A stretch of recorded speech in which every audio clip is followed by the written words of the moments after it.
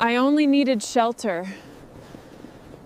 But something beneath that anvil had been waiting for me. She was 21 and alone. No lease. No family room. No key to any door. Just a scorched leather apron and $30 she had folded flat inside the torn lining of her coat. And with that money, she bought a collapsed coppersmith's forge, weathered and unwanted, near Copper Harbor in Keweenaw County, Michigan, in a village whose Eastern Company lots had fallen off county maps by 1931. The west wall had bowed 6 inches toward the marsh. Rain came through a split in the roof and froze on the anvil. The county had condemned it since 1987 and was scheduled for demolition the following spring. But what nobody knew was that beneath the solid oak stump used as an anvil block, in a sealed copper cylinder that had not been opened in over 80 years, was something that would change her life forever. Before we continue, if stories like this mean something to you, hit subscribe and tell us in the comments where you're watching from. We love seeing how far these stories travel. Maeve Elowen Hart had been listening her whole life without knowing it. She listened before she learned how to answer. She listened from the back steps of a rented house where the kitchen window would be cracked open in summer, and the adults inside would speak as if children were little pieces of furniture. She listened to pipes ticking in winter walls, to spoons touching the inside of coffee cups, to the faint change in a man's boot when he came home pleased or came home carrying the day like a wet sack. Her earliest memories were not arranged by birthdays or school grades. They were arranged by surfaces, the cold zinc counter in the laundry room, the raised seam along the edge of a hand-me-down blanket, the underside of a table where she hid during afternoon storms and pressed her palm flat against the boards, feeling thunder travel through the house before it arrived in the windows. She had not been a loud child. Some children are made louder by loneliness, but Maeve grew careful. She learnt to move a chair without scraping it, to shut a cabinet without letting the latch catch hard, to read the lean of shoulders at a doorway. She watched hands most of all. Hands told the honest part. A voice could be warm while fingers tightened around a cup. A smile could show while a thumb rubbed the same spot on a countertop until the varnish wore pale. When she was 8, her schoolteacher asked the class to draw home. Other children drew roofs with chimneys, dogs in yards, mothers at windows, fathers with rakes. Maeve drew a square of light falling across a floor, and inside it a pair of work boots set neatly side by side. The teacher kept the paper longer than the others and asked whether those were her father's boots. Maeve had shrugged, because by then her father was not a fact so much as a room no one opened. His name had been Thomas Hart, and in the few photographs that survived him, he looked like someone who had never quite learned where to put his height. His shoulders were narrow, his hair dark and thick, his smile held back at one corner, as if joy embarrassed him. He had been a pipe fitter on lake freighters and ore boats, gone more than home and then gone completely before Maeve was 6. There was no grand story attached to his leaving, no telegram folded into a Bible, no portrait in a gilt frame. There was only a January night, black ice north of Duluth, and a borrowed sedan found down a slope where birches grew close together. After that, Maeve's mother, Lorna, became thinner in a way that had nothing to do with her body. She remained there in the house.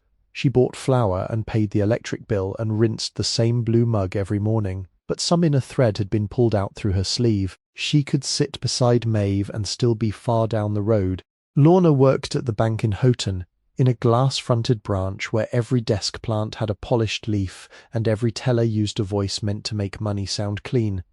She wore blouses with pearl buttons and kept a lint brush in her purse. At night she counted coupons, sorted envelopes, and brushed her hair 100 strokes as her own mother had taught her. She did not yell, she did not soften either. She carried grief the way some women carry a purse with a broken strap, holding it close because setting it down would scatter everything inside. For a while there were small kindnesses between mother and daughter, though neither of them named them. Lorna warmed Maeve's socks on the radiator on the coldest mornings. Maeve learned to make toast exactly the shade her mother liked, the brown not too deep, the butter melted clear to the corners. They would stand near one another in the kitchen, saying almost nothing. the radio murmuring over snow reports and church suppers, and there were mornings when their silence seemed less like absence than shelter. Then Lorna married Virgil Crowe. Virgil did not enter the house like a villain. That was what made him hard to explain afterward. He came with clean fingernails, a careful haircut, and a way of using people's names that sounded respectful until one noticed he never said a name without setting ownership around it. He called Lorna my wife before the wedding, called the house our place before he had moved his shirts into the closet, called Maeve that girl even when she stood 2 feet from him. He owned part of an equipment yard outside Calumet and was forever speaking of leverage, transfer rights, salvage values and parcels that ordinary people did not understand well enough to keep. He smelled of aftershave and cold metal. He kept a small notebook in his breast pocket and would take it out during supper to write figures in a square, blunt hand. The pencil made a dry clicking sound against his teeth when he was considering someone else's weakness. But before Virgil, before the house narrowed and the air inside it began to measure every breath, there was Eamon Rourke. Eamon was Lorna's uncle by marriage, though everyone in the family called him Granda Rourke, even those who were not his blood. He lived in a narrow clapboard place at the edge of a copper mining town that had spent 100 years giving itself away to men with shovels, drills, and lung trouble. Behind his house stood a workshop with a black iron stove, a scarred bench, and shelves full of copper shapes the colour of old pennies, salmon flesh, storm clouds, and autumn leaves, depending on the hour. He had been a coppersmith when coppersmiths were already disappearing. Not a decorator, not a tourist craftsman selling bright trinkets to summer people, but a worker of thick sheet and patient fire. He made kettles, still parts, lamp reflectors, wash boilers, weather vanes, and once, for a church whose roof had been peeled open by wind, a copper cross that took 3 men to lift and looked black against the winter sky. On Saturday mornings, Maeve went to him. Lorna drove her there before the bank opened, leaving the car running in the lane, while Eamon came out in his wool vest and cap. He never hurried to the car. He walked as if the ground deserved courtesy. He would open Maeve's door, take the paper sack with her lunch inside, and say the same thing every week. Come on then. The metal's not going to flatter itself. Inside the shop, he did not begin with tools, he began with sweeping, every Saturday. The broom hung on a nail beside the door, its handle polished by decades of hands, its straw worn into a slant. Maeve would sweep the pine floor slowly, gathering black grit, copper curls, coal dust, mouse droppings, and the pale ashes that fell when Eamon opened the stove. He said a person who could not clean a shop had no business asking fire to behave. Only after sweeping did he let her touch the work. The ritual never changed. He filled the kettle on the stove. He set out 2 mugs, one chipped near the rim. He sliced bread and spread it with apple butter from a jar some neighbour had left at Christmas. Then he would uncover the copper. Sheets of it leaned upright in a rack, their edges sharp enough to draw blood if handled careless. He taught her to lift with both hands and never drag a corner. He taught her how copper spoke before it failed. A dull note meant softness. A high note meant strain. A faint tremor under the hammer could warn of a crack no eye had seen yet. His hammers hung by weight and face, not size. Raising hammers. Planishing hammers. Narrow crosspieces. Wooden mallets darkened by smoke. Stakes curved like swans' necks and mushrooms and long blunt fingers. Maeve learned their names the way other children learned saints. At first he gave her scrap, narrow strips, failed bowls, half-hard pieces no longer useful except as lessons. He would heat a scrap in the forge until it lost its stubbornness and took on a dull red visible only when the shop lights were low. Then he would quench it, let steam rise, and place it on the stump beside his anvil. And kneel, strike, listen, and stop before pride ruins the shape, he told her. That was the quote. Maeve kept longer than any prayer. He said it when she was 10, and had hammered one edge of a practice dish too thin because she wanted the curve to come faster. He took the bent copper from her hands, turned it under the light, and showed her the place where eagerness had weakened it. The words were not only about metal, she understood that much later. Heat could soften, blows could shape, listening could save, but pride, even quiet pride, could take a thing past repair. Eamon never praised quickly. When Maeve did good work, he would examine it, turn it once, and set it beside his own, as if that were answer enough. Once, when she raised a little cup from a flat disc without splitting the rim, he poured cream into it from his coffee and drank, as though it had always belonged in his hand. That was the nearest he came to ceremony. By 12, she could tell when a seam had been soldered too cold. By 14, she could tuck a wired rim and not bruise it. By 16, she could spend a whole afternoon planishing a basin until hammer marks settled into each other so closely they became a sheen rather than a pattern. The work gave her a measure for time different from clocks. Time was not what passed, time was what accumulated under careful hands. When Eamon's own hands began to fail, he hid it badly. The hammer slipped. The kettle shook when he lifted it. Once he stood before the forge with the tongs in his hand, staring into the coals as if a word had fallen there. Maeve saw fear cross his face so quickly that anyone else might have missed it, but she had been trained by then in the weather of small motions. The family called it age. Then they called it spells. Then, after the doctor in Marquette, they used softer voices and spoke in the hall. Eamon's illness did not make him sweet. It made him exact in scattered ways and absent in others. He forgot whether he had eaten, but he remembered the proper allowance for a double seam. He called Maeve by her grandmother's name some mornings, and by her own before supper. He would misplace a shoe and then recite, without error, the heat colour for annealing copper in a dim shop.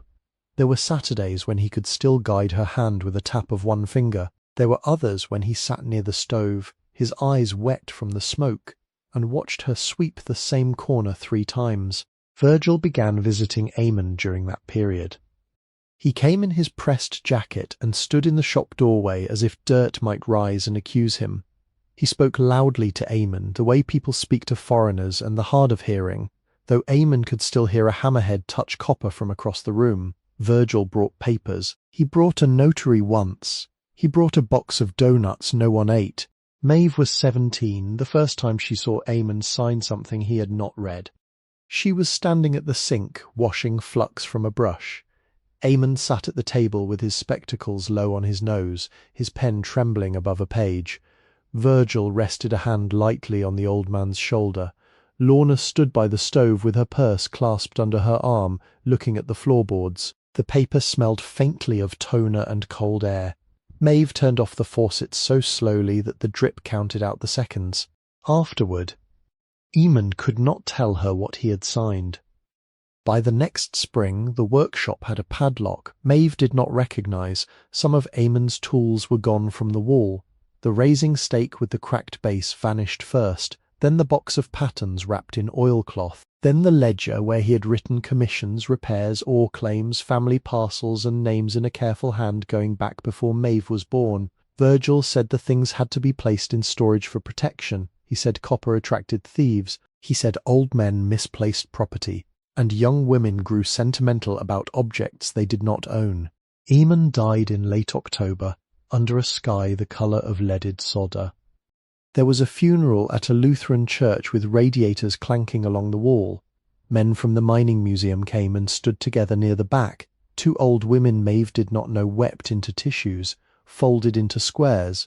Lorna wore navy and kept one hand pressed against her throat. Virgil shook hands in the vestibule and accepted condolences as if he had inherited grief along with whatever else he had collected. Maeve looked for the apron Eamon had promised her, the blackened leather one that hung beside the forge, stiff with heat and age. It was not in the shop. Neither was the chipped mug, the pattern ledger, the copper cross template, or the bundle of handwritten notes he had kept in a coffee tin over the bench. She asked after them once. Virgil glanced toward Lorna before answering. Most of that had no value. The next Saturday, Maeve went to the workshop anyway. The padlock remained. Snow had gathered on the sill in a narrow white line. Through the window she could see the outline where hammers had hung, darker on the wall than the bare places around them. The absence of those tools seemed louder than any machinery. She stood there until her fingers ached from cold, then walked home. The years after Eamon's death were not dramatic, that was their cruelty. They were ordinary and wearing. Maeve finished school, then gave up the community college classes she had planned because tuition and gas and house expenses kept rearranging themselves in Virgil's notebook. She worked wherever she could, mornings at a bakery in Laurium, evenings cleaning offices, seasonal shifts helping pack orders for a mail-order parts business. At home, she cooked, mended, shoveled, answered the phone, and learned not to ask why family documents had begun to disappear into Virgil's locked file cabinet. Virgil sold the equipment yard and moved into mineral rights. He had an eye for neglected titles, forgotten heirs, elderly signatures, and boundary lines drawn when counties still used trees and stones as memory. Men like that did not steal like burglars. They waited until the law grew dusty around a thing, then lifted it in daylight. He spoke often of efficiency. He called sentiment a tax on weak people. When Maeve said Eamon's trade should have been preserved, Virgil looked at her across the supper table with a fondness so dry it was almost contempt. Preserved by whom? Lorna said nothing. She had become very skilled at reaching for the salt at the moment silence required a witness. Maeve did not confront him. Confrontation belonged to people who had somewhere else to sleep. Instead, she kept what she could. A bent copper washer found under Eamon's bench before the padlock, a photograph of him holding a kettle in both hands, his mouth stern and pleased. 3 pages of notes he had once asked her to copy, containing temperatures, hammer sequences, and a drawing of a dovetailed seam. She hid them inside a flower tin at the back of her closet. The apron came back to her by accident. A month before she was turned out, Virgil ordered the old shed behind the house cleared before a buyer came to inspect scrap machinery. Maeve spent a cold afternoon sorting mouse-chewed boxes, broken storm windows, and rusted shelving. Behind a roll of roofing felt, she found the apron folded into itself, stiff as bark. Eamon's initials had been burned into the inside strap with a hot nail. The leather smelled of coal smoke sweat and the mineral sweetness of worked copper. She held it against her chest once. Only once, then put it under her coat and carried it to her room. Virgil noticed by evening. He did not accuse. He never preferred open accusations when a quieter instrument would do. He stood in her doorway after supper, Vaughn's shoulder against the frame, turning the small brass key to his file cabinet between finger and thumb. "You took something from my shed." Maeve had been mending a cuff by the window. The needle stopped halfway through cloth. Outside, sleet ticked against the glass with the patience of thrown sand. "It was Grandar's. It was in my shed." Lorna stood in the hallway behind him, half visible, Vaughn's hand resting on the wallpaper where roses had faded to grey. Her face held the expression of someone watching a glass roll toward the edge of a table and deciding not to reach. Virgil stepped into the room. He did not search. He did not have to. The apron lay folded on the chair beside the bed. He picked it up by one strap and looked at the scorched front, at the dark place where years of heat had polished it. For a moment, anger did not cross his face.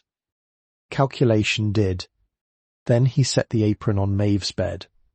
"Keep it," he said. "You will need something." The next morning, her suitcase was on the porch. It was an old brown fiberboard suitcase with 2 brass latches and a handle wrapped in black tape. Maeve recognized it as her mother's from years ago, the one used for church retreats and a single trip to Green Bay.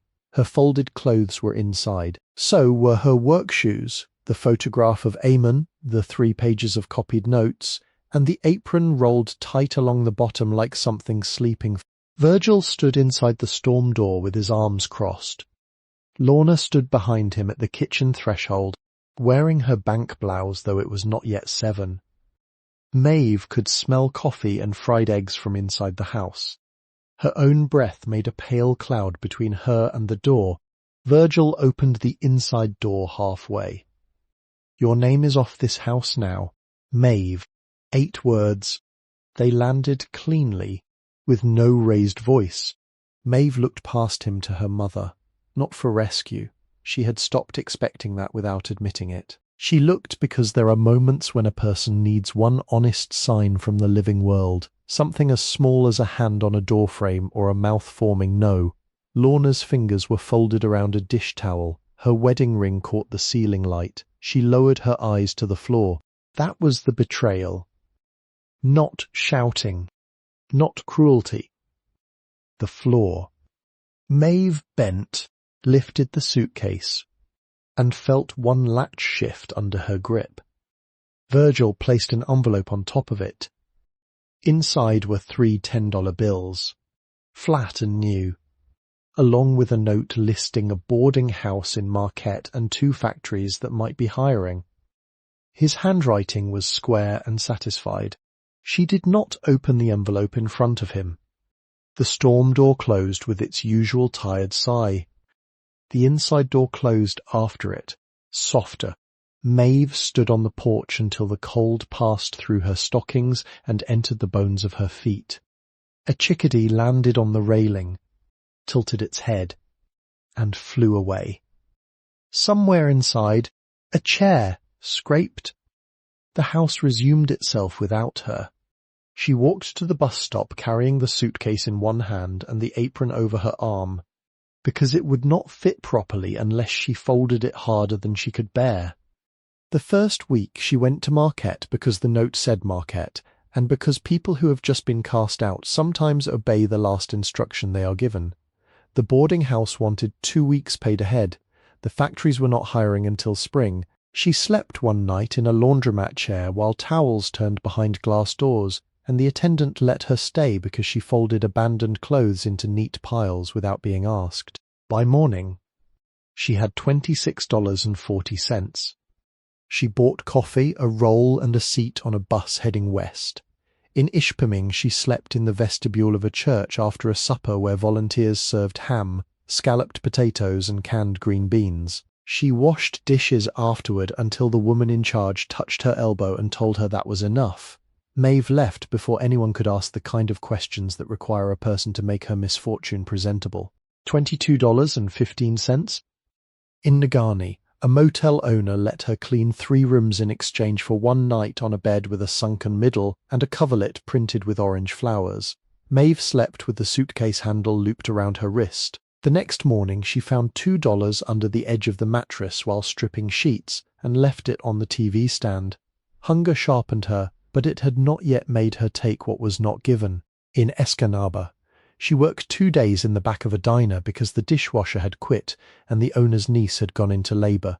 Steam reddened her face, grease slicked the floor. She ate toast crusts, pickle ends, and 1 bowl of soup after midnight, while a radio played a sermon from somewhere downstate. The owner paid her in cash and told her not to spend it all on foolishness. Maeve nodded as though she had ever had enough money to be foolish with. For a while, that kept her going.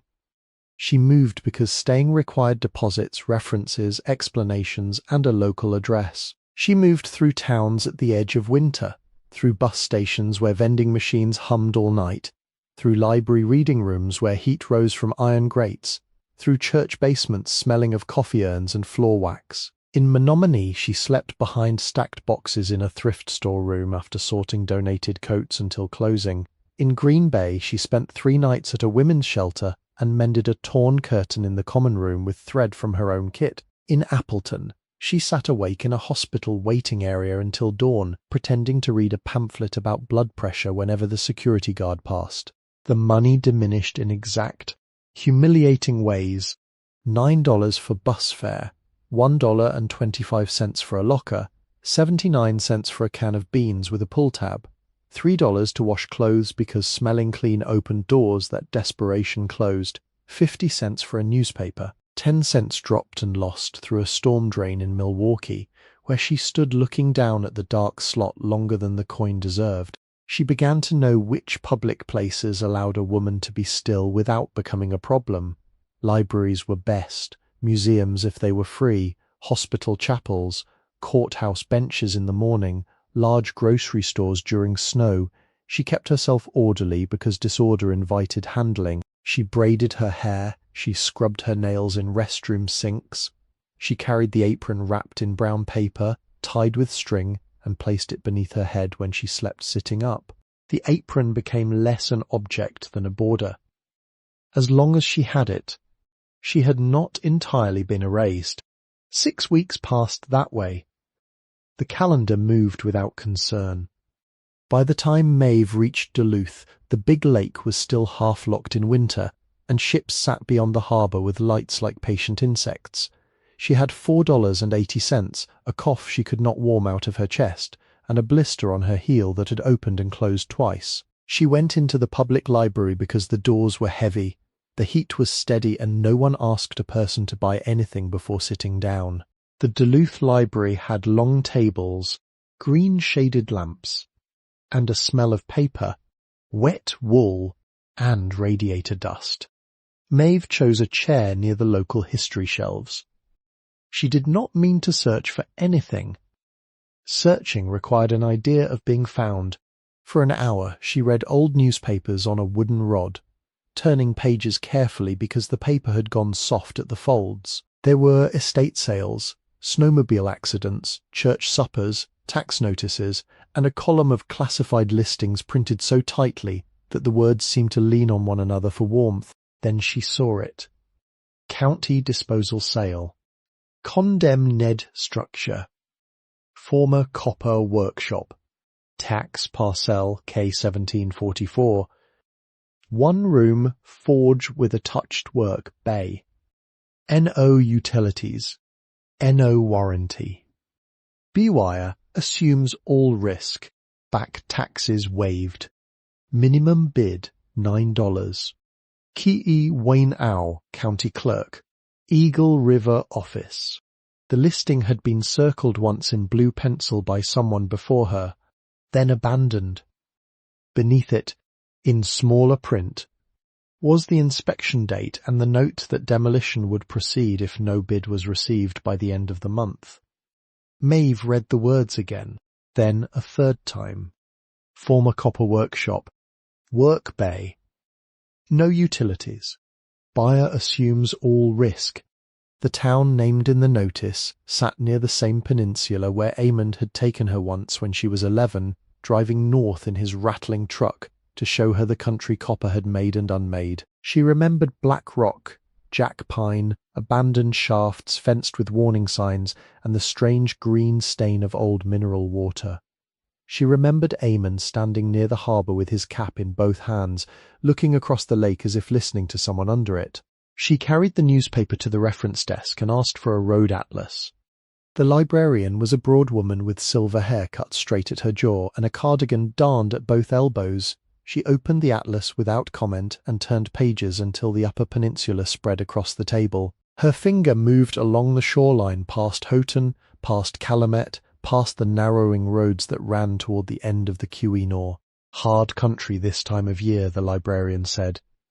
Maeve nodded. You have people up there. Maeve looked at the map, at the long blue body of Superior, pressing its cold shoulder against the land. I had one. The librarian did not ask what that meant. Some women have the mercy of not requiring a wound to introduce itself. She wrote the clerk's address on a slip of paper and added the bus route as far as Houghton, then a note about a mail carrier who sometimes took passengers north if weather allowed. When Maeve thanked her, the woman reached under the desk and placed 2 wrapped crackers beside the paper. For the road, she said. Maeve took them because refusing kindness can be another form of pride. That afternoon she sat beneath a library window while snow loosened from the roof in soft thuds. She counted her money on her knee. $4.80 would not buy a building. It would not carry her to Quinaw County. It would not make a roof whole or a chimney safe. It would not prove that a woman with no address could become the owner of anything but the coat she wore and the silence she kept. But the listing did not ask whether she was prepared. It asked whether anyone would show up before demolition. Maeve folded the newspaper along its original crease and copied the parcel number onto the back of Amon's photograph. Her pencil point broke on the last digit. She sharpened it with the little knife on her key ring, letting the shavings fall into her palm. Then she unwrapped the apron. There, in the reading room of a public library, between a shelf of city directories and a table where 2 students whispered over homework, Maeve laid the scorched leather across her lap and smoothed it with both hands, The initials ER were nearly black. Along the lower edge, burned so faintly she had never noticed it in the dimness of her rented rooms and borrowed corners, was a second mark, a small hammered circle with 3 rays rising from it. She had seen that mark before. It had been stamped beneath Eamon's finest copper bowls. It had been pencilled on the corner of his pattern papers. It had been carved into the handle of the raising hammer that vanished after his death. Not a signature exactly. More like a promise that a hand had been there and had not hurried. Maeve touched the mark once. By evening she had traded 2 hours of mending torn book bags for a sandwich, a cup of tea, and the name of a church that would let travellers sleep on basement cots during cold nights. By morning she had sold her spare sweater, kept the apron, and bought a partial bus ticket with coins counted twice by a patient driver who did not sigh. North was not an answer. It was only a direction. Yet for the first time since the porch, Maeve moved towards something that had not been chosen for her. The road would be long, the building unsound, the county doubtful, and the winter not finished with that far shore. Still, somewhere beyond the last bus stop and the black spruce, a condemned forge waited beneath snow, holding its breath in the cold. The bus left her at the Houghton station before dawn, under a light so blue it made the snowbanks look bruised. For several minutes Maeve did not move from the shelter. The driver had already shut the luggage door and climbed back into his seat, his breath fogging the glass while he wrote something on a clipboard. A delivery truck groaned past on Sheldon Avenue, chains tapping beneath its tyres. Somewhere down the hill, unseen water moved under ice, and above it all the lift bridge rose in the dark like a piece of machinery left by giants. She had slept in pieces on the bus, her cheek against the cold window, the apron bundled between her knees and the suitcase wedged under her feet. Every time the vehicle slowed, she woke with one hand on the handle. Sleep had become a thing she guarded poorly and lost often. The station smelled of diesel, floor salt coffee burned too long, and wet wool. A vending machine hummed in the corner beside a rack of brochures for summer mine tours, lighthouse drives, and full-colour routes no one wanted in February. Maeve bought nothing. She stood near the window until the driver came back inside, carrying his empty thermos. "You going north from here?" She nodded.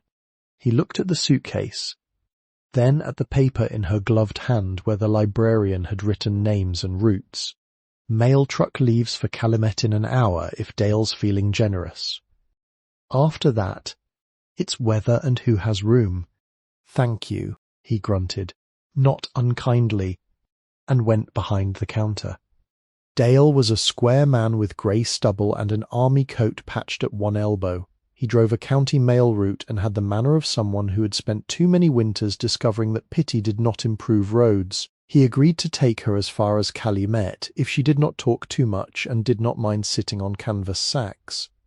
Maeve climbed into the back of the truck between bins of letters and parcels, her knees pressed against a crate marked with faded red paint. The truck rattled north through Hancock while day lifted slowly behind low clouds. Snow lay hard on rooftops. Porches wore curtains of ice. The road climbed past mining houses set close together, their siding wind-scoured, their windows amber in the early hour. At a stop near a row of mailboxes, Dale slid the door open and tossed letters with the practised flick of a man who could hit a narrow slot in freezing wind. "Where you headed after Calumet?" "Eagle River first." "Clerk's office?" "Yes." "Sir." He gave her one look over his shoulder. "County sale." Maeve did not answer quickly, and he took that for answer enough. "Paperwork is one thing," he said. "Standing under a roof up here is another." "Yes." "Sir." At Calumet the morning had come fully but without warmth. Dale let her down near a bakery whose windows were pearled with steam. A bell over the door rang whenever customers entered, releasing a smell of yeast and sugar into the street. Maeve stood outside long enough for warmth to touch her face through the glass. Then she turned away, because hunger could not be permitted to choose for her. The temperature posted on the bank sign read 19° Fahrenheit. A woman from the bakery came out with a box of rolls wrapped in paper and paused when she saw Maeve studying the road north. She had flour on one sleeve and a red scarf tied under her chin. You waiting for somebody. Looking for a ride toward Eagle River, the woman shifted the box against her hip. Tom Peltier runs fish up that way Tuesdays and Fridays, but today's neither. If you get to Phoenix, someone might carry you on. How far is Phoenix? Near 10 miles by road. Maeve thanked her and started walking. The first mile was through town, past narrow houses and fenced yards where dogs had stamped circles into snow. The second mile ran by closed buildings with mining company names ghosted on brick. After that, the country opened in a hard, spare way. Black spruce and birch gathered beyond the ditches, snow packed along the road shoulder with a crust that broke under her shoes. Trucks passed now and then, pushing wind before them. Some slowed, saw the suitcase, saw her face, and continued. She walked with the apron under her coat, tied at her waist beneath the layers so it would not be lost if she stumbled. The suitcase grew heavier, not because its weight changed, but because her hand did. She changed sides every 100 steps, then every 50. When her fingers cramped, she set the suitcase down and flexed them inside her gloves until feeling returned in needles. By noon, the sky had lowered. A fine snow began, not falling so much as drifting sideways. She had eaten one cracker at dawn and saved the other, at a crossroads. She stood beside a sign half buried in ploughed snow and watched a red pickup come down from a lane lined with poplar. The driver, an elderly man in a cap with ear flaps, stopped with the window halfway lowered. "You lost?" "No, sir. That is not the same as being where you should be." She did not know how to answer that. He jerked his chin toward the passenger side. "I can take you 5 miles. No farther. I have hens waiting." The cab smelled of tobacco, hay, and old dog. A black and white collie sat between them with the solemn self-importance of a church deacon. The man asked no questions after she gave her destination. He drove with both hands high on the wheel, muttering once when the rear tires slipped near a curve. At a mailbox shaped like a little barn, he let her out and pointed north. "Road bends by an abandoned school. After that, you will see the river. If weather gets worse, find a barn before dark. Do not be proud with cold." "No, sir." He reached behind the seat and handed her a burlap feed sack. "For your feet if you stop." Then he drove away. The day narrowed. By late afternoon the snow had thickened and the wind came low along the road, lifting powder from the banks and dragging it across her shoes like smoke. Maeve reached the abandoned school with her heel bleeding again. The building sat back from the road, its windows boarded, the bell tower empty. She stood under the little roof over its front steps long enough to eat the second cracker and press the feed sack around her suitcase to keep it dry. The river was still another mile, and Eagle River beyond that. She knew this because a rusted sign said so, though signs were sometimes optimistic in winter. At dusk, the temperature had fallen to 11 degrees Fahrenheit. She did not make the town that night. She found the hay barn by following the smell before she saw the shape. It stood down a track beyond a sagging gate, not abandoned but unattended for the moment, with round bales stacked under an open lean-to and a main door held by a chain, loose enough for a thin person to slip through. Maeve stood outside and listened. No voices, no engine, no dog. Inside the air was warmer by degrees only, but it was out of the wind. Hay dust floated in the dimness. A swallow nest from another season clung under a rafter, empty and exact. She climbed between 2 square bales and made a hollow with her hands, then placed the suitcase at her back and the apron over her chest. The feed sack went around her feet. Her wet shoes stayed on because unlacing them felt dangerous. In the dark, the barn made small settling sounds. Boards tightened in cold. A chain knocked once against a post. Somewhere below the hay, mice moved with the quick authority of residents. She did not sleep at first. She counted breaths. She moved her toes. She remembered the old man in the truck telling her not to be proud with cold, and she tucked one hand under each arm. After a while, The shivering became less violent and more steady, a little engine no will could turn off. At some point near midnight, the sky cleared. Moonlight came through gaps in the barn wall and laid white lines across the hay. Maeve woke to those lines and thought, without words, of copper cooling from red to dark in a shop where every tool had known its place. By morning, her eyelashes had a pale crust from her own breath. She left the barn as she had found it, except for the small hollow in the hay, which she fluffed back into place with cold hands. Outside, the sky was clear and pitiless. The road shone where tyres had packed it hard. She walked slowly, because haste on ice was a bargain with pain. Eagle River appeared first as a courthouse roof and a church steeple beyond bare trees.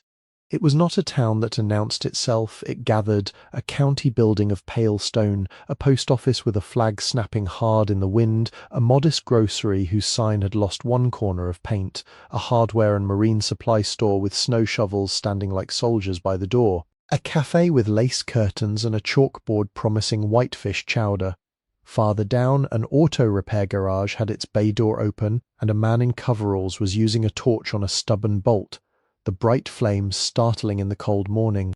Maeve paused before the cafe longer than she should have. Inside, people sat beneath yellow lights. Their coats hung from chairbacks. A waitress carried a pot of coffee from table to table with the unhurried confidence of someone who knew each cup by habit. The smell of fried potatoes came through the door when a man left, pulling his cap down over his ears. Maeve kept walking. The county clerk's office occupied the first floor of a building that looked as if it had been built for stern weather and sterner records. Sand had been scattered over the steps. A brass handrail ran up the side, rubbed bright where palms had held it for decades. Inside, the heat struck her cheeks sharply, and for a moment she could not see through the fog on her glasses. She removed them, wiped them with the edge of her sleeve, and stood under a ceiling fixture that hummed faintly. The hallway smelled of paper, old varnish, boot slush, and the metallic scent of radiators. A bulletin board held notices about snowmobile trail closures, tax payments, dog licenses, estate hearings, and one printed page marked County Disposal Sale in heavy black letters. Someone had written bid deadline in red pencil and underlined it twice. At the end of the hallway, behind a waist-high counter, sat the clerk. Her nameplate read MRS Harriet Bell, Keweenaw County Clerk. The plate was brass, worn around the edges, and polished more carefully than the counter it rested on. Mrs. Bell herself had a narrow, upright body, and silver hair pinned in a coil at the back of her head. Her cardigan was dark green. Her spectacles hung on a chain, but she did not use them when she looked up. Her eyes were grey and dry, not cold exactly, but accustomed to weathering foolishness until it ran out of language. She saw Maeve's suitcase. She saw the damp hem of her coat. She saw the paper folded in her hand. County sale. Yes. Ma'am. Which parcel? Maeve unfolded the paper and read the number. Mrs. Bell held out one hand. Maeve gave her the slip. The clerk turned to a metal file drawer, pulled it open with a sound like a shovel scraping stone, and withdrew a folder bound by a tired rubber band. She opened it, turned a page, and read again. That building, she said, is not a house. Yes, ma'am. It was not sold as a residence. Yes, ma'am. It has no water service, no electric service, no septic approval, no certificate of occupancy, and no active road maintenance beyond the plough route. Yes, ma'am. Mrs. Bell looked up. You understand that if you purchase it, the county is not responsible for your safety. Yes, ma'am. You understand the roof is partially failed. Yes, ma'am. You understand a condemnation order remains unless repairs are inspected and approved. Yes, ma'am. You understand the county will not refund your bid if you discover you cannot use the structure. Yes, ma'am. You understand demolition was already scheduled because no responsible buyer appeared. Maeve held the counter lightly with her fingertips. Her legs had begun to tremble now that warmth had entered them. Yes, ma'am. Mrs. Belle leaned back in her chair. It creaked once. You also understand that $9 does not buy mercy from winter. Maeve met her eyes. Yes, ma'am. For a while, the room was very still. A clock ticked above a filing cabinet. Somewhere behind a closed door, a typewriter struck 3 keys, paused, struck 2 more. Mrs. Belle removed her spectacles from the chain and put them on, as if formality had become necessary. Do you have identification? Maeve gave her the state card from her wallet. Mrs. Belle examined it, then examined Maeve, then returned to the folder. She wrote something on a form with a fountain pen, each letter deliberate and upright. Minimum bid is accepted if no competing bid has been filed. Has one? No. The word entered the room without decoration. Mrs. Belle reached under the counter and brought up a narrow tray with a receipt book, a black ink pad, a brass county stamp mounted on a wooden handle, and a stack of deed forms. She set each item down with care. The brass stamp caught the window light and threw a dull gold square onto the counter. Maeve opened her coat and reached into the hidden pocket where she had kept the money separated from bus coins. She placed the bills on the counter. They looked thin there, unconvincing. The clerk counted them once, then again, not because she distrusted the amount, but because the ritual required witness. Mrs. Belle wrote the receipt, tore it along the perforation, and slid it across. Sign here. Maeve signed. Her hand shook enough that the last letter went narrow. Mrs. Belle saw it and said nothing. She turned the deed form, pointed to another line, and waited. Maeve signed again. Then the clerk took the brass stamp, pressed it into the ink pad, and brought it down onto the paper with a sound that seemed too final for its size. The seal bloomed dark and exact. Mrs. Belle dusted the wet ink, blew once across the page, and folded the deed into a long envelope. On the outside she wrote the parcel number and Maeve's name in the same patient hand. She did not immediately give it over. Directions, she said. From a drawer she took a county map marked with pencil and coloured lines. She placed it on the counter and turned it so Maeve could see. You take M26 west out of here, then the county road past the old school foundation. Do not take the lake track even if it looks shorter. It drifts shut. You will pass the Heikkinen Place, White House, Red Pump by the drive. Then 2 walnut trees on the left. Though one was struck by lightning years ago, the lane to the parcel is just beyond. No mailbox. There used to be a sign. Maeve leaned closer, memorizing the bends. How far? Nearly 4 miles from here. More if you wander. I won't. No, Mrs. Belle said. I suspect you will not. She tapped one fingernail on the name written across the deed envelope. Hart. Maeve looked up. The clerk's face had changed, though not dramatically. It had not softened. It had become more attentive, the way a person listens when a noise in the next room arranges itself into a familiar tune. That a Quinault name for you. My mother's family lived near Calumet. Your people connected to a Rourke. Maeve's hand closed around the edge of the counter before she could stop it. Yes, ma'am. Mrs. Belle removed her spectacles and let them hang against her chest. I knew an Amond Rourke when I was young. Not well. My father took broken kettle bottoms to him. He had a shop that smelled like coal smoke and vinegar. Made my mother a wash boiler that lasted 30 years. Maeve lowered her eyes to the envelope. He taught me some. Did he now? It was not a question in the usual way. It was a weighing.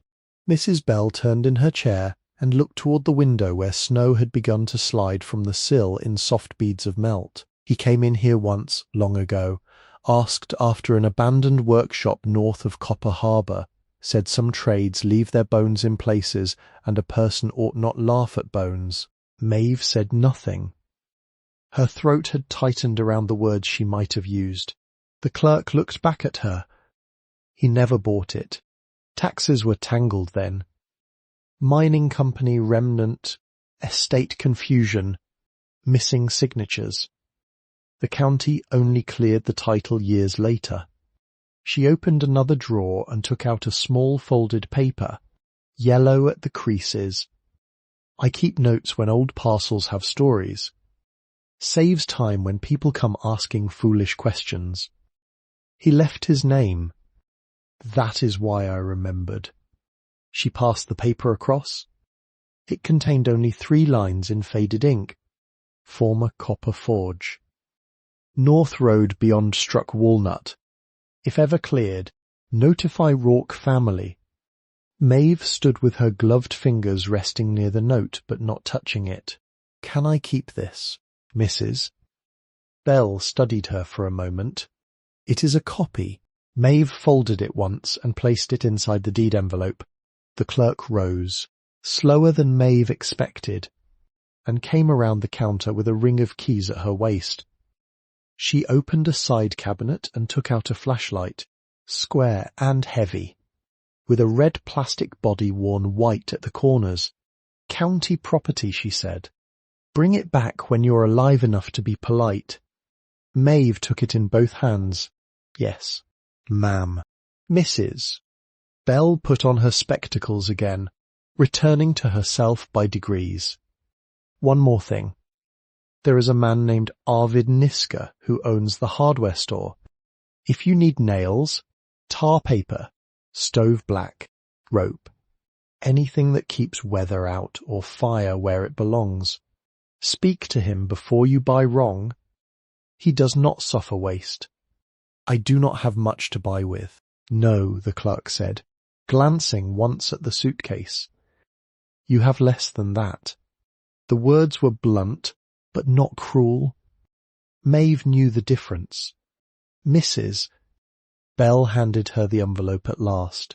Outside, the town had grown brighter without growing warm. Maeve stood on the courthouse steps and looked at the paper in her hand until the wind lifted one corner and reminded her that ownership could blow away as easily as any other scrap if not held carefully. She tucked the deed inside her coat, under the apron. At the hardware store, she did not go in. Not yet. She stood before the window and looked at the display. Lantern chimneys, stove polish, coils of rope, galvanized pails, snow brushes, seed packets waiting for a spring. The ground had not promised. Behind the glass, an elderly man in a brown vest was lifting a box onto a shelf with one arm, while the other hung stiffly at his side. He glanced toward the window, saw Maeve, and gave no sign beyond a brief narrowing of his eyes. She moved on. The road out of Eagle River bent between bare trees and houses set back from the plough berms. A dog barked from a porch and then, finding her uninteresting, stopped. Smoke rose from chimneys in blue ropes. A woman in a red coat carried wood from a shed and paused to watch Maeve pass. 2 children in knitted hats dragged a sled toward a hill, their boots squeaking on packed snow. No one called out, no one offered a ride. For the first mile the lake could be heard but not seen. It made a heavy breathing sound beyond the ridge, ice shifting against stone. The road surface had been sanded near houses, then less generously as she went farther west. Each step required care. The suitcase bumped against her knee. Her heel had gone past pain into a hot numbness that worried her more. At the Heikkinen place, just as Mrs. Bell had said, a white house stood behind a row of cedar, and a red pump leaned by the drive. Chickens picked at the snow near a shed. Absurd and determined. An old yellow dog lifted its head from the porch, watched her with clouded eyes, and lowered it again. Beyond the house, the country opened into a low stretch of marsh and stunted trees. Snow lay smoother there, untroubled except for animal tracks. The wind crossed it without obstruction and pressed Maeve's coat against her ribs. She kept looking for the walnut trees, though she had not expected walnuts to grow in such a place. When she saw them at last, they seemed less like trees than witnesses. One stood whole, black-branched and broad, its bark deeply ridged. The other had been split by lightning long ago. Its top was gone, and one side had opened down the trunk in a pale scar now weathered grey. Between them, half hidden by snow and brush, a lane entered the property. No mailbox, no gate, no clear welcome. Maeve stopped at the mouth of the lane and shifted the suitcase to her other hand. There was a sign, though it had fallen from its posts and lay face up under a sheet of ice. She scraped at it with her boot until letters appeared, flaked and greened by weather. Rourke Copper Works. The name stood there in the ice, not fully readable, but present. She did not kneel. If she had, she was not certain she could have risen with the suitcase. Instead, she stood over the sign and let the wind move past her. Then she stepped around it and entered the lane. The property sat farther in than she expected, as if it had retreated from the road over the years. The lane narrowed between sumac, young maple, alder, and the stubborn shoots of trees that had grown where wheels once passed. Snow filled the ruts. Twice Maeve had to lift the suitcase over fallen branches. Once she slipped and went down on one knee, the jolt travelling up her thigh with a clean bright pain. She stayed there a moment, breathing through her teeth, one hand pressed into the snow, then stood and kept on. The building appeared in pieces. First, the chimney. Fieldstone at the base, brick above, leaning but still upright, with one course near the top missing mortar. Then the roofline, low and uneven, one side sunken under a weight of snow. Then the wall facing the lane, made of cedar boards silvered by weather, with battens missing in places and tar paper showing through like dark cloth beneath torn skin. It was larger than a shed and smaller than the buildings that appeared in Maeve's memory when people said workshop. 30 feet long perhaps, and 18 wide at the main room, with a lower work bay built onto the back, where the roof had partly failed. The front door sat beneath a narrow overhang supported by 2 posts, one straight, one twisted from frost heave. Beside the door hung the remnant of a copper sign shaped like a kettle, its lower half green and pitted. The name had been hammered into it once, each letter raised by hand, but only fragments remained. A stone foundation lifted the building above the snow in some places and vanished beneath it in others. The west wall had indeed bowed outward, not from one single injury, but from years of patient pressure. At the corner nearest the marsh, cedar siding had pulled away enough for daylight to show through. A window beside the door had no glass. Someone had nailed boards across it, but one board had fallen and snow had drifted inside onto the sill. The roof over the front room still held, though the shingles were curled, blackened and furred with moss under the eaves. The back roof was worse. One section had collapsed inward where a rafter had given way, leaving a jagged opening now rimmed with ice. Through it Maeve could see a beam, dark and slick, and the pale underside of snow hanging over nothing. The chimney smelled faintly of wet ash, even from outside. Maeve stood before the door with the county envelope under her coat and the borrowed flashlight in her hand. The key Mrs. Bell had given her was not much of a key, only a modern padlock key attached to a paper tag. The original lock was gone. A county chain had been looped through a hasp and fastened with a brass padlock cold enough to burn her fingers through the glove. The key turned hard. She had to breathe on the lock and try again. At last it opened with a small reluctant click. The chain slid free, link by link. Maeve pushed the door. It did not open. She set down the suitcase, placed both palms against the wood, and pushed again. Something inside scraped across the floor. The door gave 3 inches, then 6. Cold air came out, not fresh but enclosed, carrying the layered smells of damp wood, rust, animal nesting, soot, old leaves, and a mineral tang so faint she might have imagined it if she had not known copper all her life. She squeezed through sideways. The front room accepted light slowly. The flashlight beam found a floor of wide planks warped by damp but mostly whole. Against one wall stood a rusted stove with one cracked mica window and a stovepipe rising crookedly toward the chimney. A table had collapsed at one end, its drawer hanging open like a jaw. On the floor lay a scattering of bark, acorn shells, torn paper, and the delicate bones of something small taken by winter. A shelf still held 2 jars, both empty, one clouded with age, the other broken at the lip. The air was colder inside than outside, because the building had kept the night. Maeve stepped carefully, testing each board before placing weight. The floor answered in different voices. Near the stove, a low groan. By the window, a dry chirp. At the centre, a firmer note.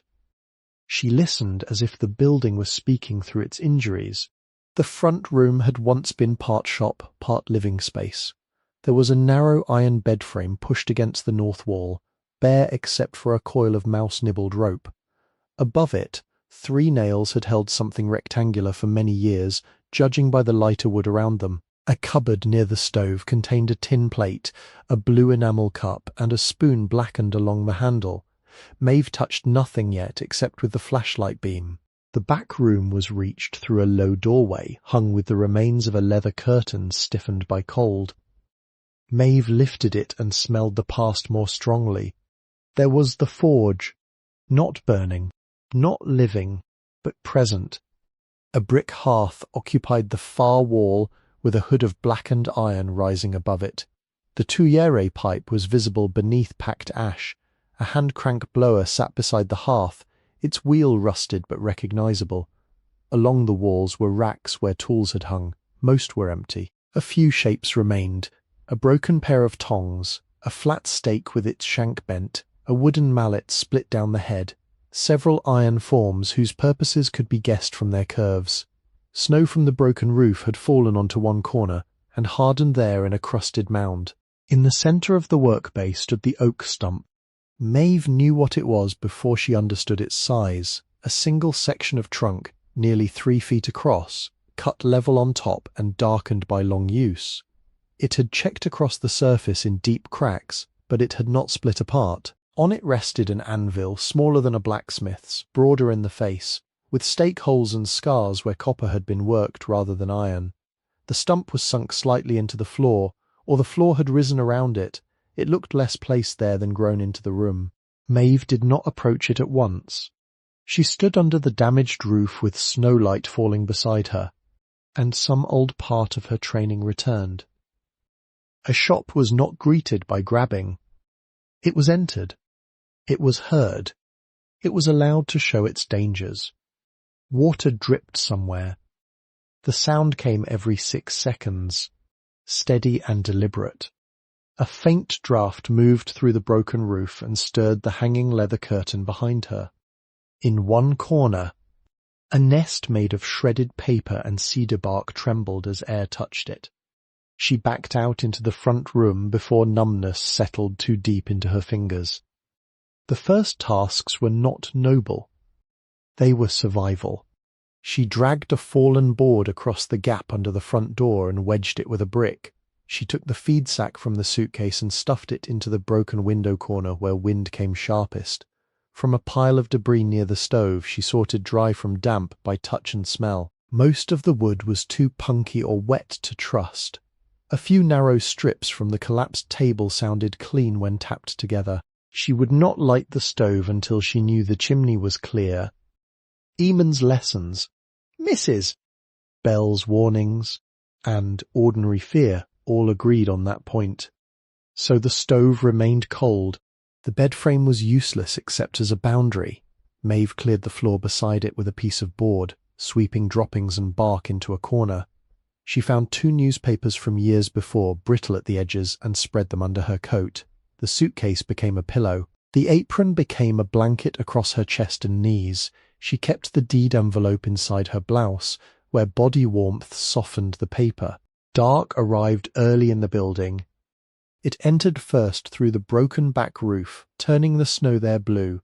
Then the front window went grey. Then the corners deepened, and the flashlight beam became less a convenience than a narrow form of company. Maeve used it sparingly. Batteries, like money, belonged to the class of things that could end. From outside came the lake, distant but constant. It did not roar. It laboured. Ice shifted and water answered beneath, a deep, slow sound like someone moving furniture in another room. The building creaked in reply. Once, something small ran behind the cupboard, stopped, and ran again. Maeve ate nothing for supper because there was nothing sensible to call supper. She drank melted snow from the enamel cup after warming it between her hands, though it remained painfully cold. She removed one shoe, examined her heel by flashlight, washed it with a little snow, and tied a strip torn from her underskirt around it. The cloth went pink, then darker. She looked at it without drama, retied the shoe, and set both feet on the apron. The night deepened. Cold inside a building is different from cold under open sky. It has corners, it gathers in the hollows of furniture, and beneath raised boards. It lowers itself from walls that have not felt human heat in years. Maeve lay on her side and tucked her hands under her chin, listening to the whole structure talk in ticks, sighs and small contractions. The stove stood across from her, black and squat. The cupboard leaned. The leather curtain at the back doorway gave one faint scrape whenever the draught found it. At some hour she could not name, moonlight reached the front room. It came through the broken pane and stretched across the floor until it touched the apron covering her knees. In that light, the scorch marks on the leather looked like islands on an old map. She traced one with her thumb, then another. The room smelled of cedar rot, cold iron, wet ash, and a hidden brightness under all of it, the way copper smells when a file has just opened its skin. She did not cry. The building would not have known what to do with tears, and neither would she. Instead, she made a list in the dark. Chimney, window, door gap, roof over back bay, stovepipe, water source, food, nails, a broom. Permission to remain long enough to begin. Outside, the wind shifted and moved along the west wall. The bowed boards gave a low complaint, then settled. Maeve placed one palm flat against the floor. The plank under her hand was hard, cold, and real, not borrowed, not offered for a night, not dependent on a relative's patience or a stranger's schedule. The deed paper warmed slowly against her skin. The forge had been waiting. By the third morning, Maeve knew which floorboards could be trusted before sunrise, and which ones waited until afternoon to complain. The building changed with temperature at dawn. The front room held itself tight, every nail and plank drawn inward by cold. By noon, if the sun reached the south wall, the boards loosened and spoke under her feet in longer notes. Near the stove, 2 planks dipped but did not fail. Beside the cupboard, one narrow strip snapped down hard if stepped on near the knot. In the work bay, the safest path ran along the east wall, where the foundation still held the sill level and the snow had not entered deeply through the damaged roof. She learned this the way she had learned everything worth keeping, by moving slowly, paying attention, and making no argument with what was true. Her first 3 days were made of necessities too plain for anyone to romanticize. She found the well 30 yards behind the building, half hidden by red osier dogwood, and a fallen length of wire fence. The stone collar stood waist-high under snow, capped by a warped wooden cover weighted with 2 flat rocks. When she lifted one edge, the smell rising from below was cold, mineral, and deep. She tied the enamel cup to a length of rope from the bed frame and lowered it until she heard water touch metal. The rope was too short. She found another piece in the work bay, stiff with age but not rotten through, and joined it with a square knot. Eamon had taught her for securing loads in the truck. The cup came up half full the first time, then spilled most of itself when it struck the stone lip. By the 5th try, she had enough to drink and enough to wash her heel. By the 7th, her fingers were numb and the rope had cut a red line into one glove. The outhouse stood farther back, tilted toward a stand of young birch. One hinge had failed, and the door hung from the other with a long, resigned creak. Inside, snow had drifted through cracks and covered the seat in a white, even layer. Maeve cleared it with a scrap of cedar board, repaired the latch with wire pulled from an abandoned nail keg, and set a stone against the outside to hold the door closed when wind came off the marsh. It was not comfort. It was order. She cleared the front room by degrees. Each object had to be judged before it was moved. Wet paper went into one pile, dry kindling into another, broken glass into a coffee tin she found under the collapsed table. Useful metal she placed along the wall, bent nails, a hinge leaf, a stove lid lifter, 3 screws with good threads, a length of chain, and 2 copper rivets greened nearly black with age. Mouse nesting she carried out on a shovel blade fashioned from a loose plank. She did not touch the work bay fully yet. The roof above it required caution, and old shops could hide injuries under dirt. At night she slept better. Though not well, better meant 2 hours together. Better meant waking with her hands cold but not clawed. She learned to place the suitcase where wind under the door struck it first, to tuck the apron beneath her shoulder, to keep the borrowed flashlight inside her coat so the batteries did not suffer as badly. She melted snow in the enamel cup and drank it slowly, because cold water on an empty stomach turned sharp. On the second day, she walked to town. Her heel burned before she reached the walnut trees, but she went because the list in her head had become larger than hunger. The road had been ploughed once since her arrival, leaving 2 ridges of dirty snow along the edges. A raven followed her for part of the way, hopping from one bare branch to another, making a sound like a hinge remembering rain. The hardware store bell rang with a clean little strike when she opened the door. Inside was warmth, sawdust, oil, rope, leather, seed packets, lamp fuel, brass fittings, paint, nails by the pound, stove cement, fishing line, boot laces, stovepipe elbows, and the dry, sweet smell of wooden drawers that had held metal for years. Long shelves ran from front to back. Above them hung tools on pegboard, each outline traced in pencil so an absent tool left a visible accusation. Snow shovels stood near the entrance. A rack of work gloves turned stiff fingers toward the ceiling. The man behind the counter was the same one she had seen through the window.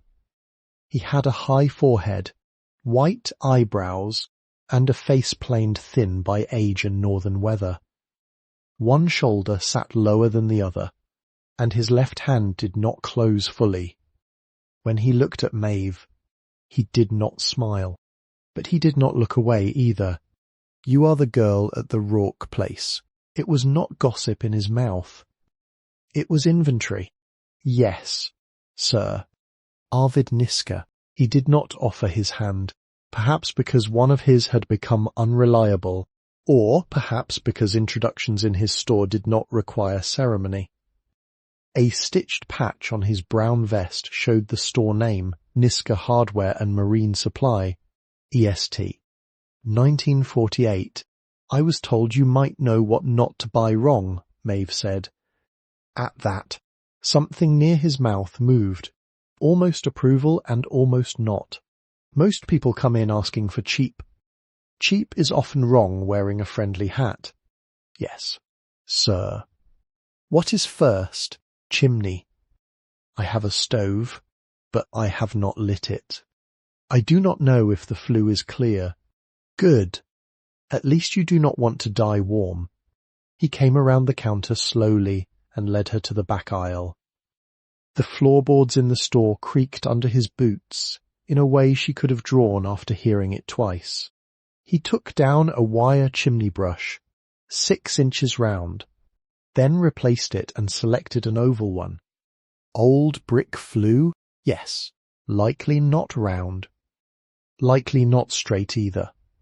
He added 3 fiberglass rods, a small hand mirror, a flat scraper, a dust mask, and a packet of heavy black trash bags.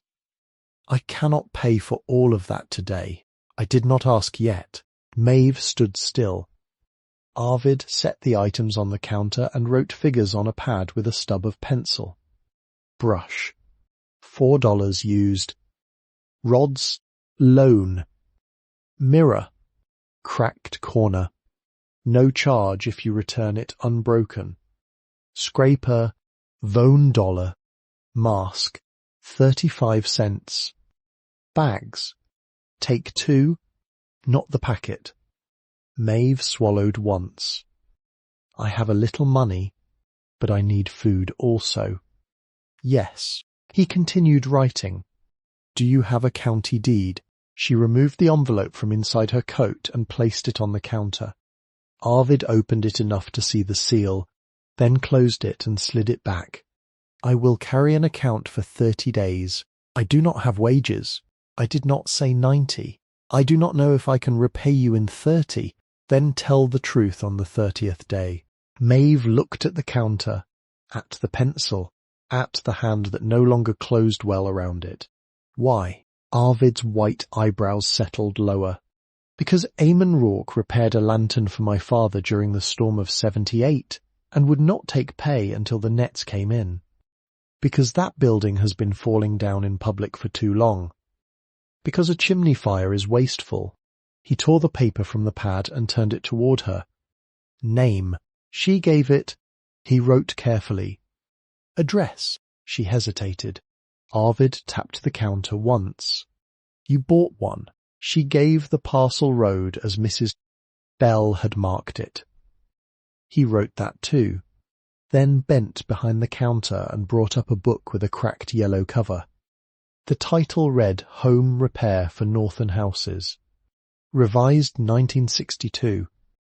The spine was taped in 3 places, and the corners had been rounded by use. Not for sale, he said. Loan. I will bring it back clean. You will bring it back used. Clean books do not fix roofs. He opened to a chapter on chimneys and tucked the account slip inside. Before she left, he added one more thing to the pile, a small paper bag of oats. Tied with string, Maeve began to protest. Arvid pointed at the door with his pencil. That is not hardware. Go. She carried the tools back through a wind that cut across the marsh and made the borrowed rods clack together over her shoulder. The oats warmed the pocket against her ribs. She did not eat them on the road. The discipline of waiting had become a kind of shelter. Back at the forge, she made a second list, this time on the back of an old envelope found in the cupboard. Chimney brush, used $4. Flat scraper, $1 old 00. Dust mask, $0.35.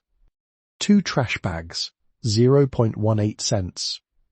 Lamp oil, later 42 cents. Stove cement, later 0.60. 16 penny nails, not yet. Roofing felt, not yet. 3 panes of glass. Impossible today.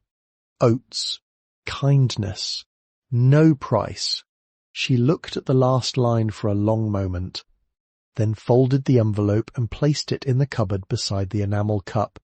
Cleaning the chimney took most of the next day and part of the one after. First she cleared the stove. She removed the cracked mica panel, set it on the table, and lifted out ash with a tin can whose label had long ago rusted away. The ash was layered, pale grey on top, darker beneath, then hard black flakes where moisture had entered, and turned soot into a paste that smelled bitter and old. She wore the dust mask Arvid had given her, though it did not seal perfectly against her cheeks. Even so, by the first hour, the taste of creosote lay at the back of her throat, sharp and medicinal, like tar and burned sugar. The stovepipe came apart reluctantly. One joint had rusted tight, and she worked the flat scraper around it in small, careful motions until flakes fell onto the floor. She did not yank. Metal that has been neglected will often punish haste. When the pipe finally loosened, a clot of soot slid down and burst across her sleeve like black flour. She carried each pipe section outside, tapped it gently with a board, scraped the inside, then held it toward the winter light. 2 were usable. One had a hole near the seam and would need replacement before any long fire could be trusted. The chimney itself required the roof, and the roof did not welcome her. She waited until noon when the sun had softened the worst of the ice, then climbed the lower slope using a ladder found behind the work bay. The ladder had one cracked rung. She marked it with charcoal and did not step there.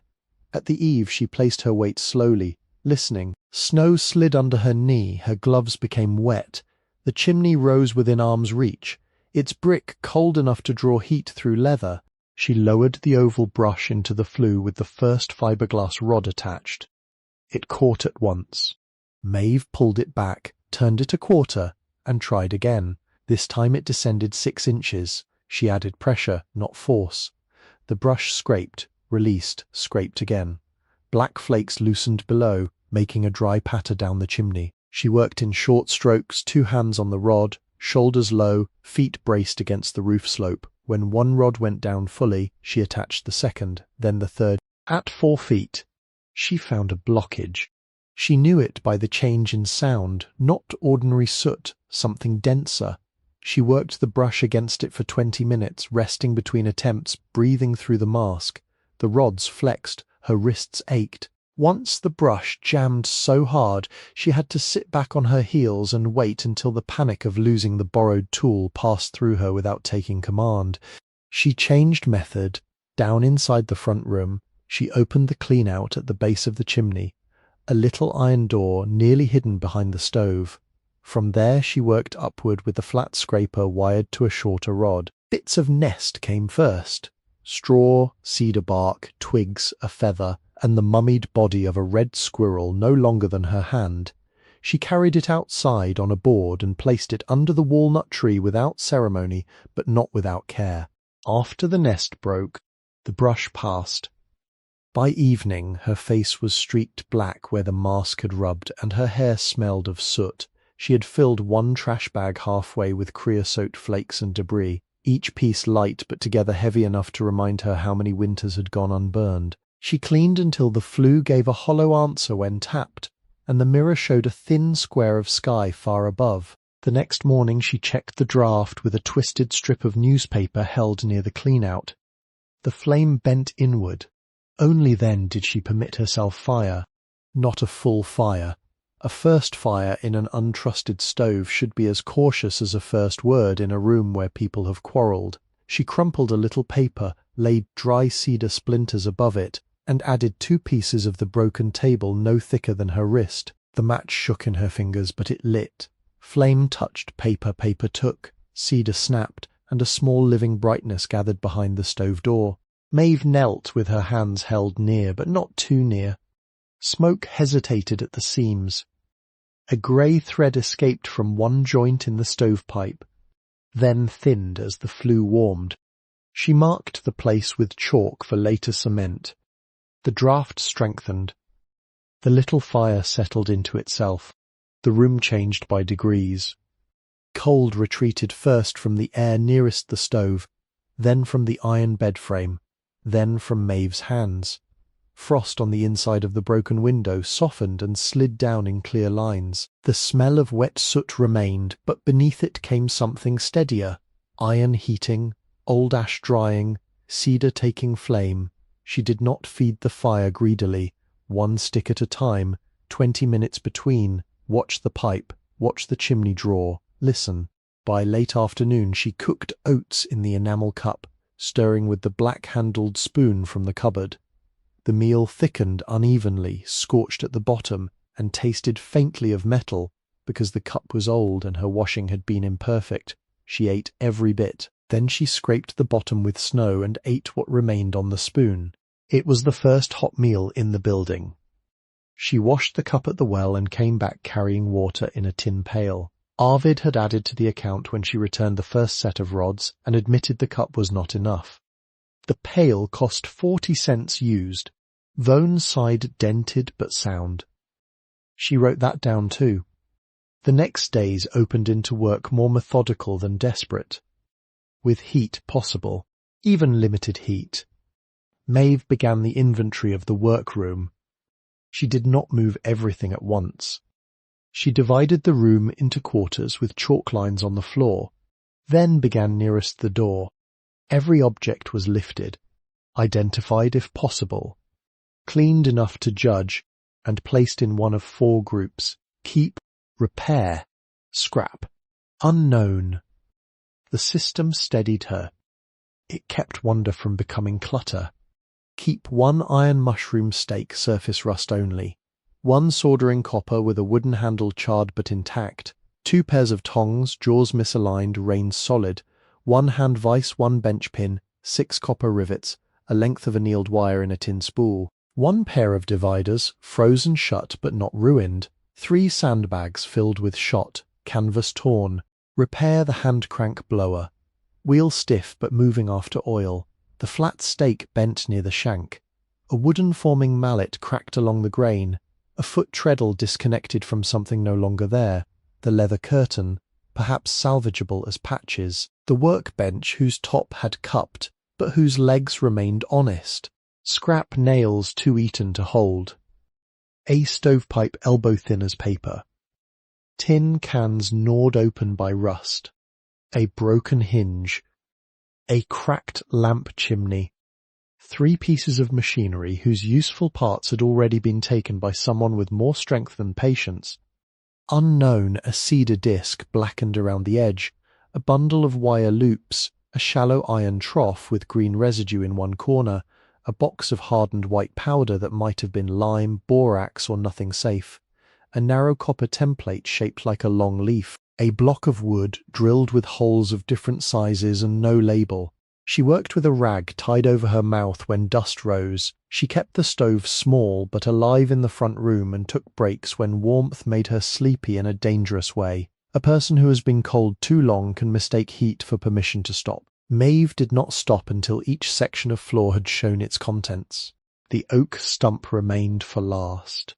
She had avoided it partly because it stood under the uncertain roof, partly because it commanded the room in a way she did not yet understand. It was not merely a support for the anvil, it was the centre from which the shop had once arranged itself. Hammer racks faced it, the forge opened toward it, the workbench sat close enough for a smith to turn, set a piece down, lift another, return to the stump without wasted motion. When she finally approached, she did so in full daylight. The stump was white oak, not red, dense and old, with medullary rays visible where the top had worn smooth under the anvil base. Its sides were dark with soot and oil. Iron straps 2 inches wide circled it near the top and bottom, fastened with square-headed bolts. The anvil sat in a shallow mortise cut into the surface, steadied by wedges driven long ago and now black as coal. Maeve placed both hands on the anvil and tried to move it. It did not shift. She had expected that. Anvils were not meant to be casual. Still, the complete refusal surprised her. This one was smaller than a farrier's anvil, but dense, perhaps 120 pounds. She could not lift it alone without a hoist, and even rocking it would risk injury. She began with sound. Eamon had taught her that hollow things tell on themselves. She took the wooden handle of the broken mallet and tapped the stump lightly around its side at equal intervals. Most of the sound was dull, thick, final, oak answering as oak. Near the back, beneath the upper iron strap, the note changed, not hollow exactly, a held note, a small difference, but enough to make her tap again. She marked the place with chalk. Then she tested weight by wedge. From the scrap pile she took a flat pry bar, not ideal but strong. She cleared dirt and soot from the base of the stump and found that it did not sit directly on planks. It passed through the floor, or seemed to. The floor had been cut around it, then trimmed close, leaving only a narrow dark seam. She scraped the seam with an awl and found packed debris, then more packed debris, then cedar shavings. Cedar that did not belong at the base of an oak stump unless someone had put it there for a reason. Cedar resisted rot. Cedar also concealed scent. She cleared more, working on her knees with the patience of a person cleaning a wound. At the rear side of the stump, almost touching the wall, she found the disc. Not the loose cedar disc she had placed in unknown, but another one, set into the oak itself. It was 6 inches across and darkened to match the surrounding wood. Its edge had been hidden by soot and a smear of old pitch.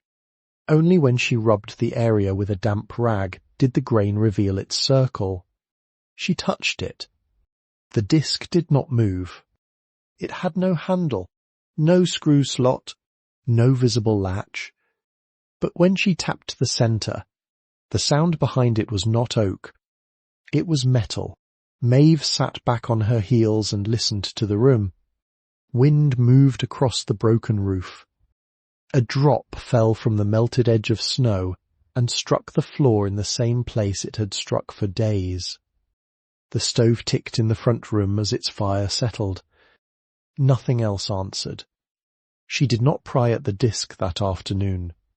Instead, she went to town and returned the borrowed rods properly cleaned. Arvid examined them without comment, then looked at the soot embedded in the lines of her hands. Flue drawers. Yes. Smoke. One joint.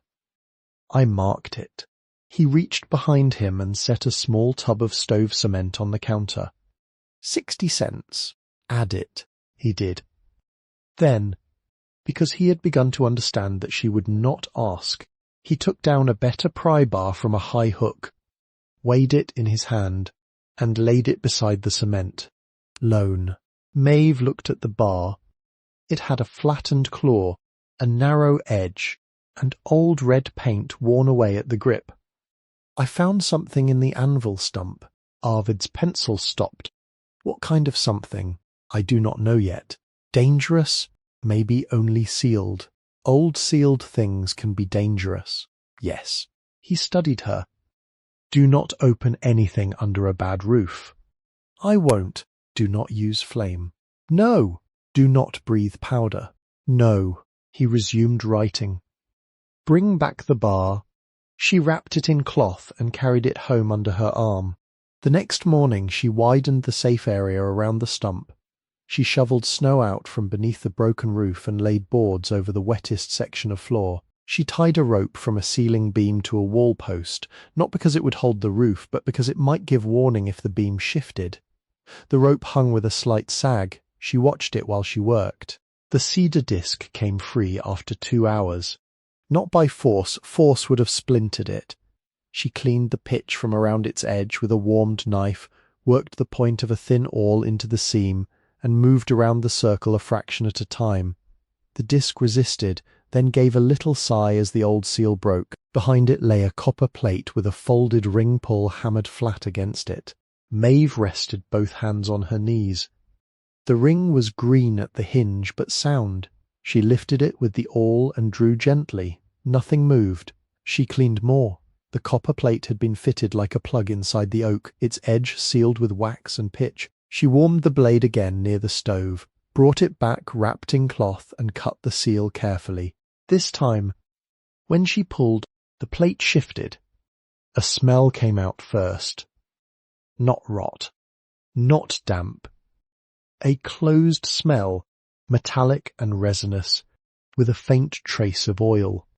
Behind the plate was a cylindrical cavity bored into the heart of the stump at a downward angle. Inside it, packed tight, was oilcloth. Maeve did not reach blindly. She used the flashlight. The beam showed a dark roll, then a second behind it, then the dull curved side of copper farther in. The first package came out slowly. It was wrapped in oilcloth, blackened but still supple, tied with linen cord. The knot had hardened. Maeve cut it and unfolded the cloth on the workbench. Inside lay tools. Small ones, personal ones, a planishing hammer with a face polished like a moon through cloud, a chasing hammer, a pair of dividers with brass thumbscrew, 3 steel punches wrapped in oiled rag, a burnisher made from bone, worn smooth at the handle. Each tool had been protected from air and time with an exactness that made Maeve's hands slow further. The hammer carried the same 3-rayed circle mark burned into the apron. She did not pick it up at once. She only looked. The second package held raw material, copper sheets cut into manageable sizes, each separated by waxed paper, edges still sharp. There were thin pieces for practice, heavier pieces for vessel work, and a bundle of wire coiled in a figure 8 and tied with cotton tape. The copper had darkened only slightly. In the dim shop light it held a sleeping warmth. The third package was a tin box. It had once been painted blue, but most of the paint had gone. Around it was a band of cloth, then another layer of oilcloth, then a seal of dark wax pressed with the craft mark. Maeve carried it into the front room and set it on the table because the roof there was sound. The stove fire had burned low. Light came through the broken window and fell across the box. She stood with both hands flat on the table until her breathing steadied. Then she opened it. Inside was not money at first. Inside was paper, folded around paper with a layer of cotton between. On top lay a letter tied with brown thread. Beneath that were documents, their edges yellow but protected, certificates, handwritten transfer notes, stock papers with engraved borders, and a ledger page covered in names and numbers. Maeve saw words but did not read them fully. Cooperative Mining Association, Native Copper Rights, Dividend Schedule, Transfer upon Rightful Heir, names she did not yet know, dates reaching backward before Eamon had been born. Under the papers lay a smaller cloth packet, heavier than paper. She lifted it, and the weight of it changed the room. Coins slid against one another inside. Maeve untied the packet and poured them onto the table with more care than sound. Gold flashed in the grey light, not bright as jewellery, but dense, patient, unmistakable. US gold pieces, some worn smooth at the high points, some sharp enough that Liberty's hair still showed. $5 half eagles, $10 eagles, a few $20 double eagles wrapped separately in tissue that had browned with age. Their dates ran through the late 1800s and early 1900s. Some had mint marks. She would need better light to read. There were also small rectangular bars, 6 of them, each wrapped in waxed paper and stamped with weight marks from a refiner in Detroit. Not large, not theatrical, but heavy in the hand beyond their size. Honest weight, wealth that did not rust. At the bottom of the tin, in a shallow velvet-lined recess gone threadbare, lay a military medal. Maeve lifted it last. The ribbon had faded, but the metal remained clear. It was a World War I victory medal, the bronze winged figure worn along one edge, the year range 1917 to 1918, visible when she turned it toward the window. The clasp bar read Meuse Argonne. A small tag tied to it in cotton thread bore a name written in brown ink, Alden Rourke. Returned without owner. Maeve set it down as gently as if its absent owner might feel mishandling through the years. She counted, because counting was the only act large enough to hold against disbelief. First the coins. She arranged them by denomination, then by date, then by condition when her eyes could bear the closeness. She wrote each on the back of Arvid's account envelope. $5 pieces, 43, $10 pieces, 31, $20 pieces, 22, smaller gold dollars, 18, then the bars weighed by stamped mark only because she had no scale worthy of them, then the stock certificates and dividend coupons, whose face value meant less than their possible present worth but still had to be listed. There was also currency, older paper money sealed in a waxed sleeve, gold certificates, silver certificates, and several national bank notes from Michigan institutions whose names sounded like buildings no longer standing. One envelope held coin receipts, and a note in another hand calculating value at a date long past. Maeve did not know how to value collector coins. She did not know how to value dormant shares in a mining cooperative that might still exist in some altered legal form. She knew only the written inventory placed at the bottom of the tin, likely made when the contents were sealed. Total placed in trust, $80,000 and $47 by conservative valuation, exclusive of mineral dividends.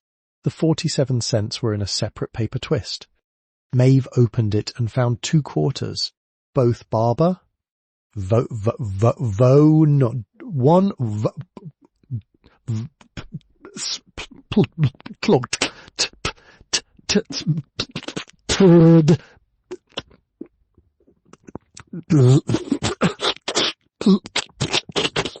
think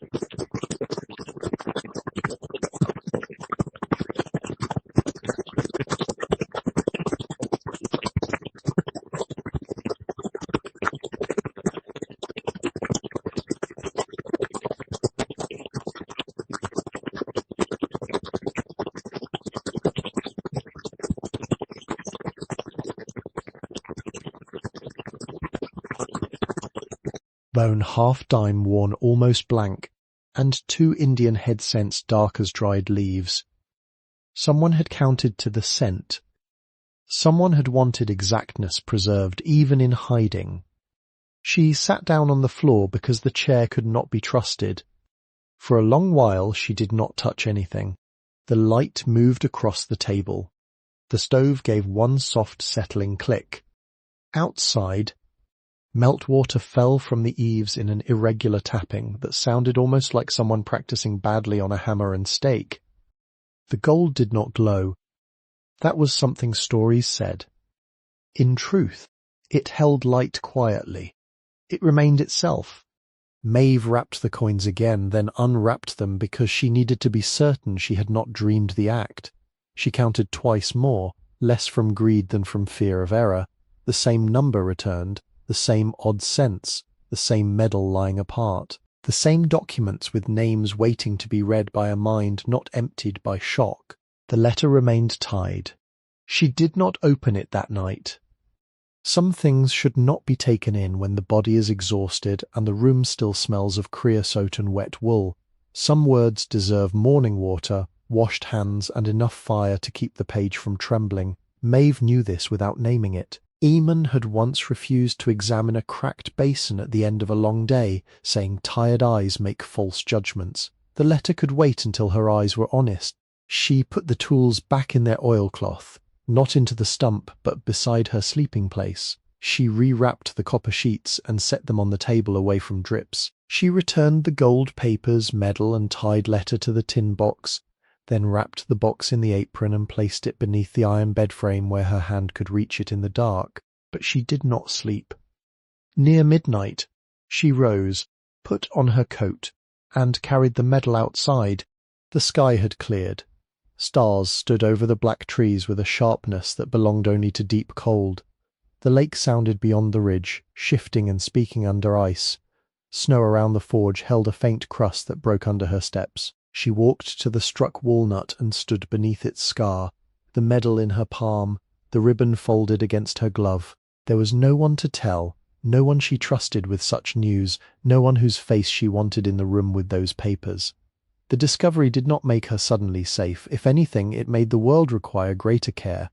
Money could attract hands, documents could awaken claims. Gold could turn a simple building into a danger, if carried foolishly into daylight. So she stood in the cold until the medal chilled through her glove, and she looked toward the invisible water. The property around her seemed less empty now, but not because it had become full of treasure. It had become full of intention. Someone had worked, hidden, sealed, counted, wrapped, and waited. Someone had believed that a future hand might be careful enough to receive what a present hand could not safely spend. Maeve closed her fingers around the medal. When she returned inside, she set it back in the tin box, still unread, still unnamed beyond the little tag. Then she lay down beside the heirloom tools, the raw copper, the sealed papers, and the letter whose thread she had not broken. The forge had been waiting. Its morning entered through the broken window without warmth. A diluted grey light spread thin across the floorboards. Maeve woke before the stove had fully died. One coal still held under the ash, red at its heart when she stirred it with the poker, and she built around it carefully, shaving cedar from a dry scrap with the little knife on her keyring. Paper first, shavings, 2 narrow sticks, then breath, slow and low, until the coal remembered what it was. The flame came up blue at the edge, then yellow. She washed her hands with well water cold enough to make the knuckles ache. She dried them on the cleanest corner of her underskirt, then waited until the shaking had passed from her fingers. The tin box sat on the table where she had placed it before dawn, wrapped once more in the apron, not hidden exactly, but covered as one covers bread or a sleeping child. She took the apron away. The letter lay on top of the documents, tied with brown thread that had darkened where fingers had touched it years before. The paper was cream-coloured, thick, and folded in thirds. On the outside, written in ink faded from black to sepia, were 6 words, "For the one who keeps listening." Maeve did not open it at once. The handwriting held her still. It was not Eamon's. His letters had been square and blunt, each word standing apart.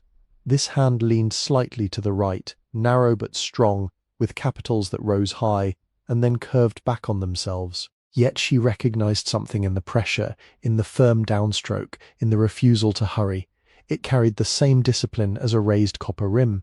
It had been made by someone trained to do exact work without apology. She slipped the thread loose and folded it beside the tin. The paper opened with a dry whisper. "My dear one, whoever you are, if this letter has come into your hands, then the stump still stands, the house has not burned, and some measure of patience has survived in our line. I do not know your name. I do not know whether you are daughter or son, niece or stranger made kin by care. I only know that no careless person would have found this place, and no hurried one would have opened it without breaking what guarded it. That is enough for me to begin. I am writing from Marquette, Michigan, on the 7th day of November, 1939. Dr. Ansel K. Whitcomb of St. Mary's Hospital has told me plainly what my own body has already been saying in quieter ways. The growth in my breast has moved beyond the place where a knife may do honest work. He was kind enough not to decorate the truth. I have perhaps months, perhaps less. I came home from his office and lit the forge, not because I had work due, but because a person ought to hear the sound that raised her before she goes silent. My name is Brigid Aveline Rourke, born Brigid Aveline Trevelyan in 1874 near Redruth, Cornwall, where copper dust lived in the hems of women's skirts and men came home with the earth written into the lines of their faces. My father, Ewan Trevelyan, crossed the ocean in 1868 and took work first at Cliff Mine, then later near Central, when the Queenor still believed copper would last forever. My mother, Moira Kellenack, brought with her a pewter spoon, a Bible, and the habit of saving string. They had 5 children, and I was the firstborn on American soil.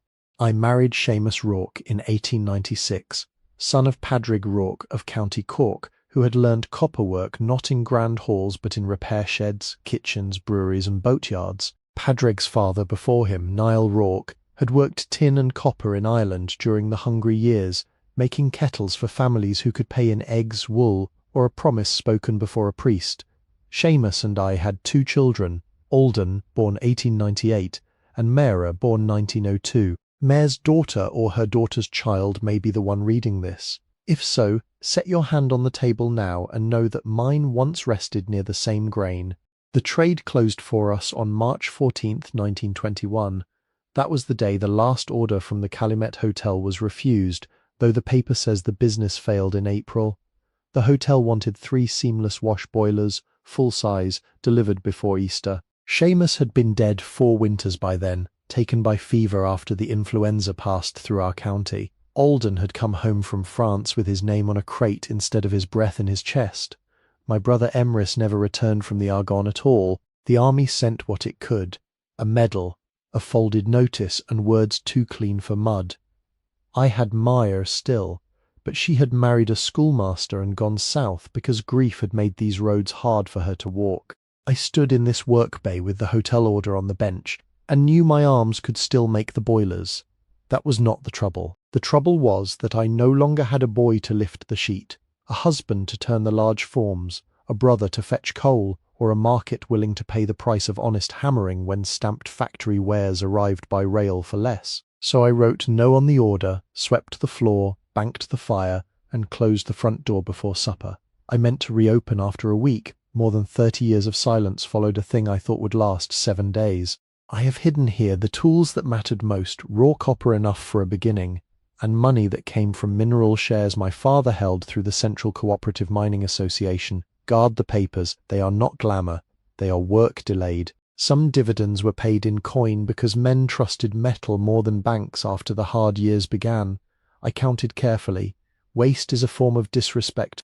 If you mean to take up the craft, begin with heat and listening, not force. Copper work hardens under the hammer. When the metal loses its willingness, anneal it. In a dim shop, bring it to a dull cherry red, near 700 degrees Fahrenheit for lighter sheet, higher for heavy kettle stock, but do not chase brightness. Hold only long enough for color to pass evenly, then quench clean. Pickle in a mild bath, 1 part white vinegar to 3 parts water, a spoon of salt if you must, warm but not boiling. Rinse, dry, and return to the steak. Raise from the edge in patient courses, overlapping each hammer blow by half its face, planish after form never before. For a wired rim, allow 3/16 more than pride tells you. For solder, clean twice, flux once, heat the work and let the work melt the solder.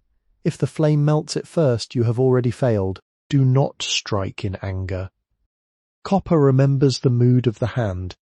Do not sell your first good piece. Keep it where you can see the distance between ignorance and care. Do not polish away every mark. A flawless surface often means a dishonest history. Let the work show that a human being stayed with it. Inheritance is not the same as possession. I have owned this house on paper, lost it in taxes, reclaimed parts of it in memory, and watched it sink while men argued over titles they did not love. If you are reading this, then perhaps law has finally done what affection could not. Take what is useful, leave what must remain, spend slowly, repair before you replace, feed yourself, pay debts. Do not let gold teach you contempt for bread. The house is not empty. It has been waiting. You are welcome here. Brigid Aveline Rourke, Copper Harbour Road, November 7th, 1939. Maeve did not move when the last line ended. The stove had begun to tick more loudly as heat reached the pipe. A thin column of steam rose from the enamel cup where water waited near the edge of the stove, and through the broken window came the small scrape of a branch against siding. The page rested under her hands, but she did not grip it. She held the paper open with only the weight of her fingers, as though too much pressure might disturb the hand that had crossed it. She read it again.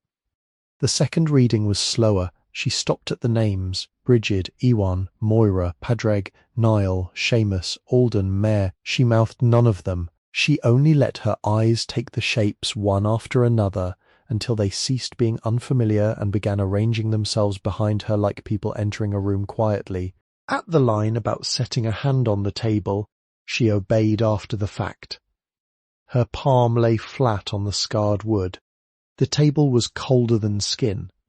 In its grain were knife marks, burn rings, dark dents, and a place where someone had once spilled blue paint or dye and wiped it poorly. Maeve left her hand there until the cold rose into her wrist. Then she folded the letter along its original creases. Not new creases, not hurried ones. Original. She placed the thread across it again, but did not tie it tight. The paper had been imprisoned long enough. She set it on top of the tin box, then stood, took her coat from the bed frame, and went to the back door. The letter had mentioned no marker plainly. Yet one sentence had pulled at her with the tug of a half-remembered instruction. Mayor's daughter, the same grain. Copper Harbour Road. House on paper. Lost and reclaimed. There were documents to read, but the body sometimes understood before the desk did. Outside, the morning had brightened. Snow along the lane glittered where the sun touched it, and the struck walnut threw a long broken shadow across the yard. Maeve crossed to it, boots sinking at each step. The scar down the trunk was broader than it had looked from the road.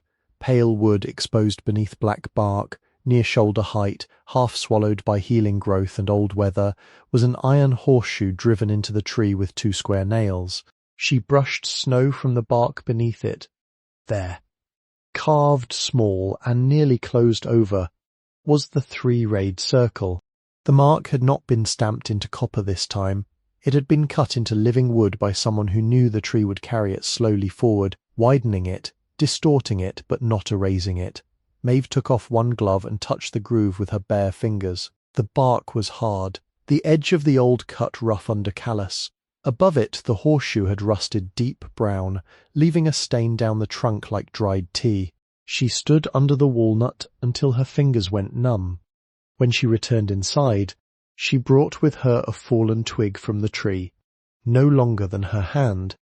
She set it beside the letter, not as proof, but as a small witness.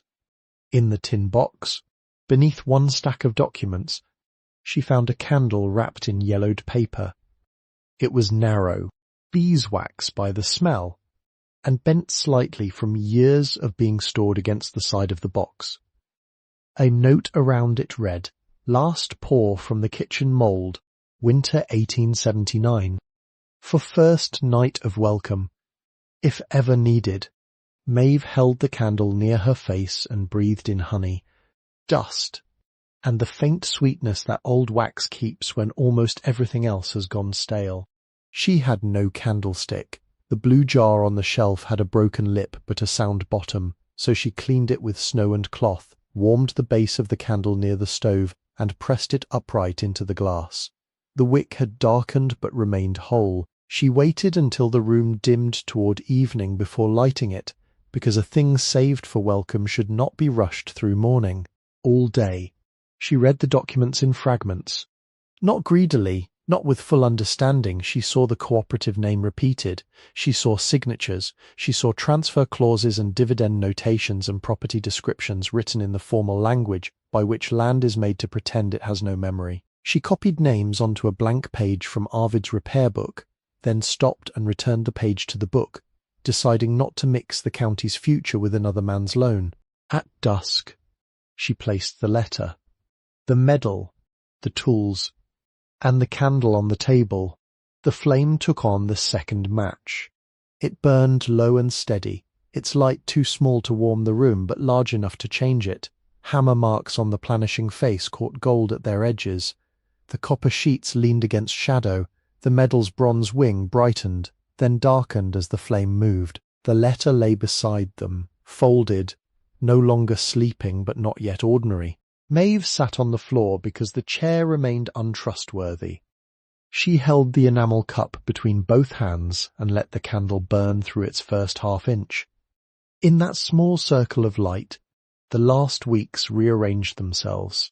The librarian in Duluth sliding crackers across the desk without asking for gratitude.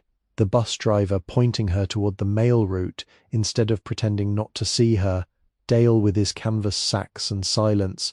The old man with hens waiting, handing down the feed sack as if it were nothing. Mrs. Bell placing the county flashlight into Maeve's hands with a warning disguised as severity. Arvid writing an account for a woman whose address was a failing roof. None of them had saved her. That was too large and too false. But each had set one board across one gap. Each had made the next step less likely to break. The candle flame leaned toward the draught from the window and righted itself. Now, if you're watching this from a warm chair or a kitchen table after the house has gone quiet, pause with me here for a moment. Think of a small kindness once given to you, not the kind that makes speeches or asks to be remembered, but the kind that arrives folded in paper, or placed in your hand, or spoken at a counter when you have nearly run out of asking. Maybe it was a ride, a meal, a room left open, a bill delayed, a name written down, a stranger who did not make you explain the whole wound before offering a bandage. If you can, write it in the comments, not for praise, just to let one careful act remain visible, a little longer than it otherwise might. By the time the candle had burned down another inch, the front room no longer felt newly entered. It had not become comfortable. Comfort would come later, if at all, and only by work, but something in its arrangement had altered. The stove, the bed frame, the table, the cupboard, the tin box, the tools, and Maeve herself now stood inside one shared fact. The house had remembered before she did. She prepared for sleep with more care than other nights.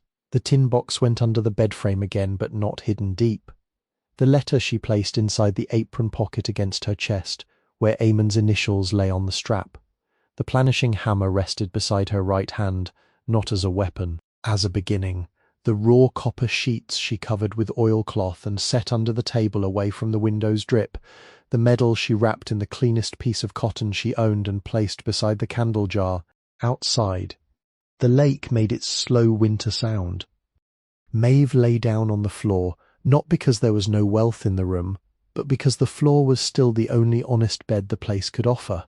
She tucked her coat beneath one hip where the boards were hardest and pulled the apron over her shoulder. The smell of old leather rose around her. coal, smoke, heat, work, a trace of Eamon's shop, or perhaps only the memory of it. The candle flame lowered itself into the blue jar and shivered once. Maeve did not blow it out until the wick reached the last safe measure. Then she pinched it with damp fingers, watched the smoke curl upward, and lay in the dark with the heirlooms beside her, each object holding its silence in the room. The first real snow came on December 4th, 7.5 inches by the measure Maeve made with a ruler pressed into the drift beside the front step. It did not fall beautifully at first. It came slantwise, hard and granular, a dry northern snow that found every crack in the siding and hissed through the broken pane, as if the weather had discovered language. By noon the lane had disappeared. By evening the roof over the work bay carried a white load it could not be trusted to bear, and the rope Maeve had tied from beam to post showed a tighter line than it had the day before. She stood in the back doorway with the borrowed flashlight, looking up at the broken rafters. The roof had become the first true argument. Chimneys could wait only so long, floors could be endured, and windows could be patched with feed sacks and boards. But snow had weight. 7.5 inches on a good roof was weather. On a half-collapsed work bay, it was a hand pressing down on a bruise. Maeve read the roof chapter in Arvid's repair book 3 times. The first reading gave her terms: rafter, ridge, sheathing, felt, flashing, drip edge, sistering. The second gave her sequence: clear load, inspect rot, brace, replace or sister, lay sheathing felt from bottom upward, shingles staggered, nails correct and flush. The third reading gave her the limits of the book, because no diagram in a 1962 manual showed her particular roof, with one rafter split along the grain, another bowed from old water, and the rear wall settled an inch lower than honesty preferred. She made calculations on the back of a flattened cereal box Arvid had given her for kindling. The work bay measured roughly 16 feet by 18, with a low pitch and a damaged western slope. She would not replace the whole roof at once. That was beyond her money, strength and weather. She needed to close the hole, sister, the failed rafters, patch sheathing, and lay enough felt and shingles to keep snow out until spring. 3 bundles of 3-tab asphalt shingles, if cut carefully. 1 roll of 15-pound roofing felt, though Arvid warned 30-pound would be better and heavier in both sense and price. 6 sheets of 1/2-inch plywood, exterior grade because the old boards were too rotten at the break to hold nails. 2 pounds of 8-penny galvanized roofing nails. 1 pound of 16-penny common nails for sistering, plus 6 carriage bolts if the sister rafters needed clamping through old timber. She brought the list to Niska Hardware with her pencil marks still crowded along the margins. Arvid read it without expression. You figured waste. 10%. Make it 15. Your roof is not square. I do not have money for 15. You do not have roof for 10. She looked at the list, then at the wall of nails behind him. He crossed out 1 line and wrote another. I have mismatched shingles from 3 repairs. Same size. Different shades. Cheaper. I do not need pretty. No, he said. You need dry. The materials came 2 days later on the back of a county plough truck driven by a man who owed Arvid a favour and made certain Maeve understood the favour belonged to Arvid, not to her. He and Maeve carried the plywood and shingles to the front room because the lane beyond the walnut trees was too narrow for the truck. The felt roll came last, smelling of tar and dust black against the snow. Arvid arrived the next morning carrying a roofing hatchet. He did not step inside at once. He stood under the overhang, removed 1 glove with his teeth because his left hand resisted the task, and held the hatchet out handle first. Belonged to my brother-in-law. Dead 12 years. He was a roofer before his knees went. Head is good. Gauge still marks. Do not lose it. Maeve took it with both hands. The handle was hickory, darkened by palm oil, nicked near the end. The head had a hammer face, hatchet blade, and an adjustable gauge screw worn shiny by use. A tool like that carried its dead quietly. I will bring it back. Bring it back changed only by work. He looked past her toward the roof. I sent someone. Maeve stiffened. You need hands above you and eyes below. His name is Soren Voss. He does not talk when silence is better. The man came at noon. Soren Voss had once roofed barns, churches, fish sheds, and 3 lighthouses, if Arvid's later remarks could be trusted. He was past 70, narrow through the hips, broad through the hands, with a white beard trimmed square under his chin and one eye filmed pale from an old injury. He wore a canvas coat patched at both cuffs, carried his own tool belt, and had the expression of a man who had spent 50 years correcting mistakes made by weather and hurry.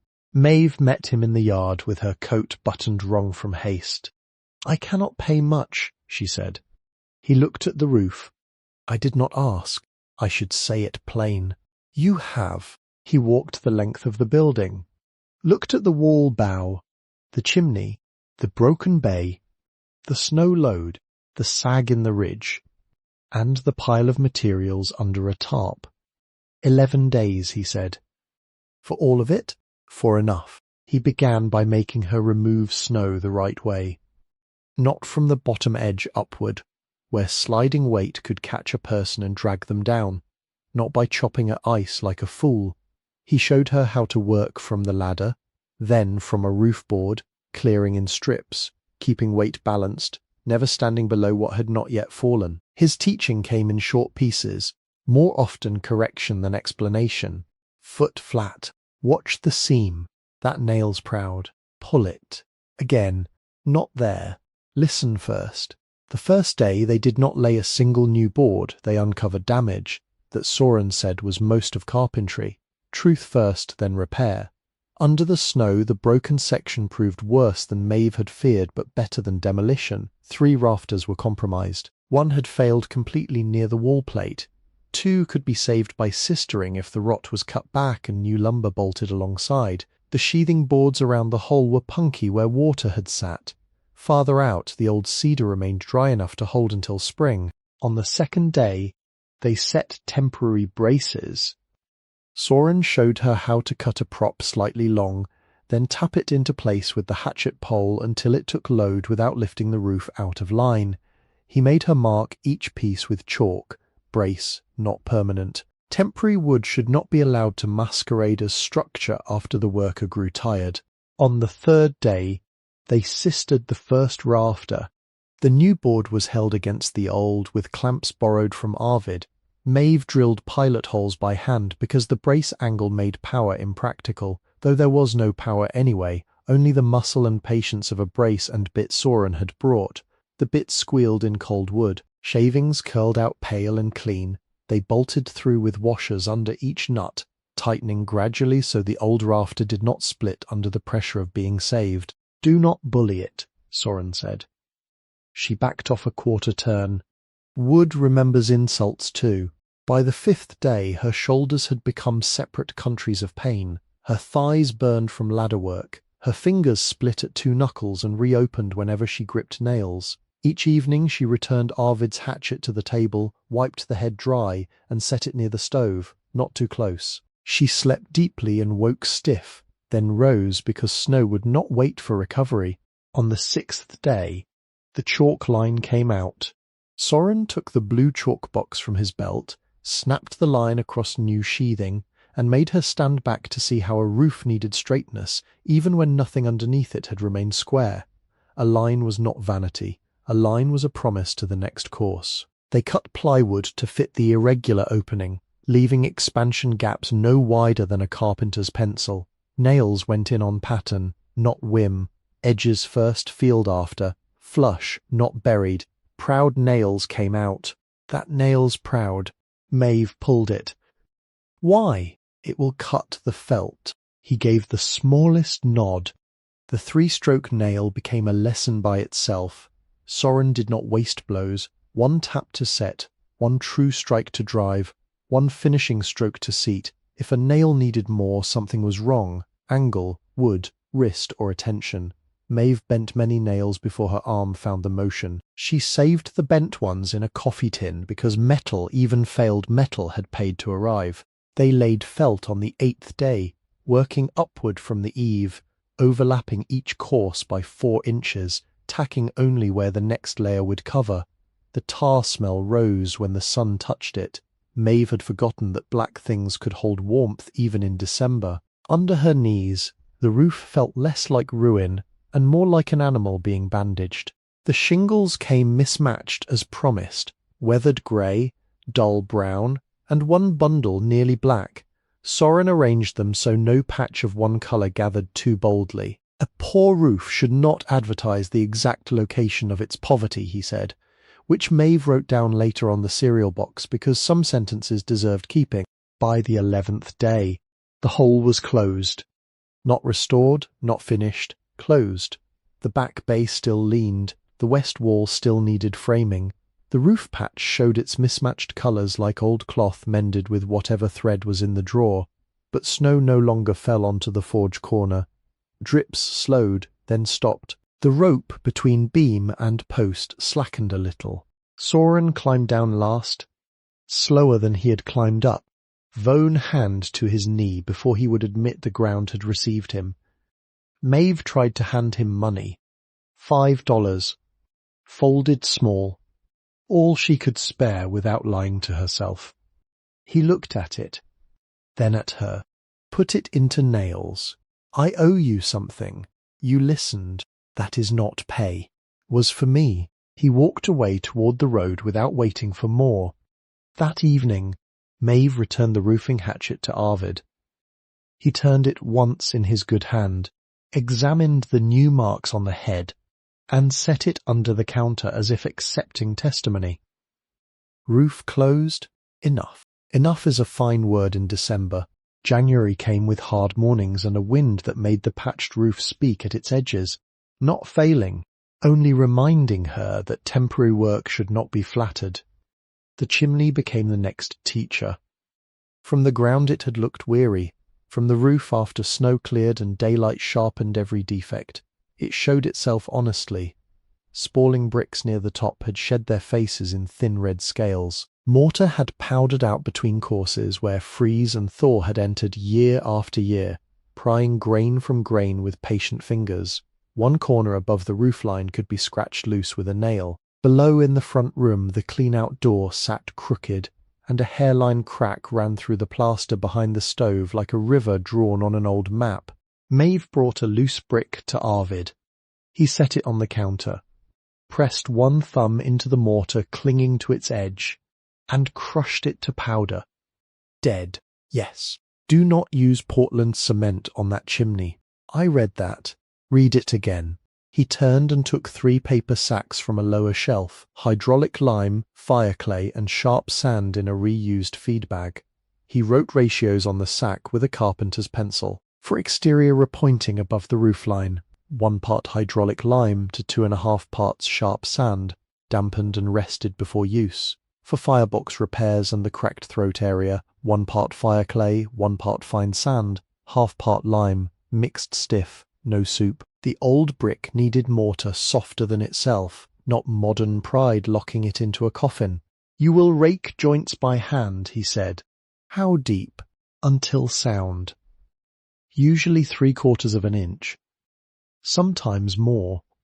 I have only a cold chisel. You have patience. Yes. Then you have half the tool. He loaned her a narrow pointing trowel, a joint raker and a tuck pointer worn thin at the tip. The lime and fire clay went on the account. Maeve wrote the amounts carefully. Hydraulic lime, $1.10. Fire clay, $0.85. Sharp sand, $0.40. Mason's brush, used, $0.25. Debt was beginning to resemble a second wall in the room, but at least this wall had names and numbers. For 3 weeks she worked in temperatures that rarely rose above the 20s. She began inside because falling from the roof in January would satisfy no one. The stove could not be used while chimney repairs were open, so she worked in a coat, scarf, and 2 pairs of socks, her breath visible before her face. She scraped the cracked plaster away from the chimney breast until the brick showed. then raked failing mortar from the joints with small steady pulls.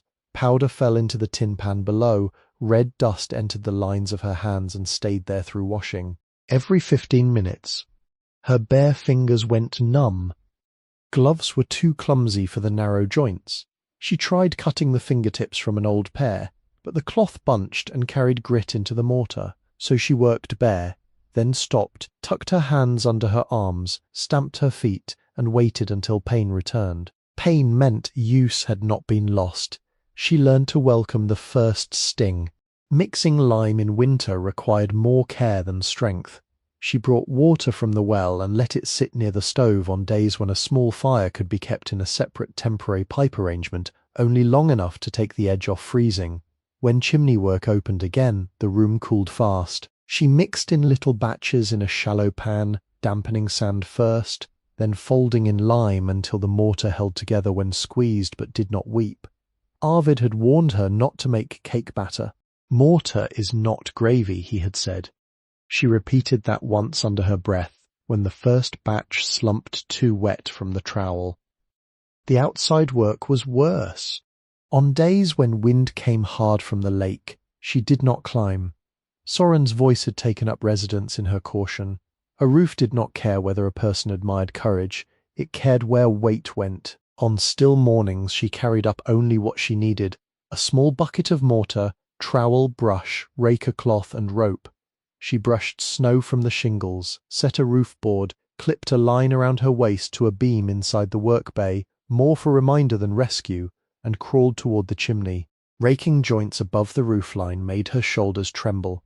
Old mortar came out in grains, then in clumps. She cleaned each joint with the brush, misted the brick lightly when the air allowed, and pressed new mortar in layers, not filling deep gaps in one impatient push. The tuck pointer slid along the joint, leaving a narrow line that looked modest but held meaning. Where bricks had lost too much face, she turned salvaged bricks from a fallen interior stack and cut out the worst ones, setting replacements with hands that shook from cold and concentration. Once, a gust came over the ridge and flattened her against the chimney. She stayed still. Cheek against old brick, smelling lime, wool, and frozen soot. While the roof beneath her gave one creak and settled. The wind passed. She did not resume at once. She counted 50 breaths. Then she climbed down and did not return to the roof that day.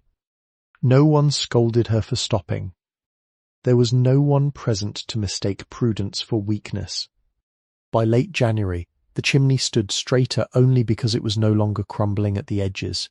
It remained old. Its bricks were mixed in colour, some original, some salvaged, some turned to hide damaged faces. The joints were not perfect, but they were packed firm and brushed clean. Inside, the cracked throat had been patched with fireclay mix and allowed to cure slowly, shielded from hard flame. The test fire came on January 28th.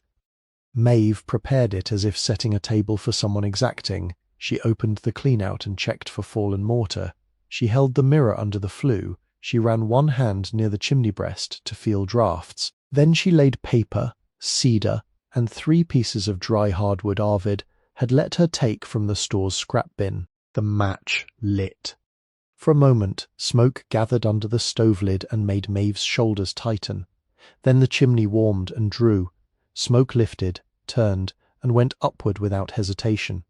Outside, she hurried through snow to look. From the chimney top rose a narrow line of grey, then thinner, then nearly clear as the fire settled into heat. No smoke seeped from the repaired joints. No bitter thread escaped behind the stove. The front room warmed slowly. Honestly, Maeve stood outside until her breath and the chimney's breath moved in the same cold air.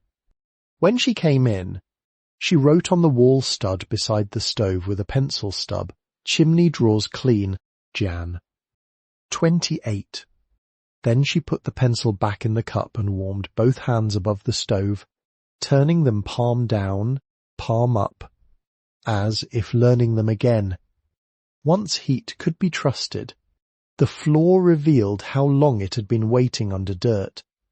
White pine planks ran the length of the front room, 12 to 14 inches wide, uneven at the edges and fastened with hand-cut rosehead nails whose square heads had sunk below the surface in places and risen proud in others. Near the stove, years of ash and boot grit had darkened the boards almost black. Near the broken window, water had lifted grain into rough ridges. Under the bed frame, the wood remained pale in a narrow rectangle where light and wear had been kept away. Maeve had not meant to begin the floors so soon.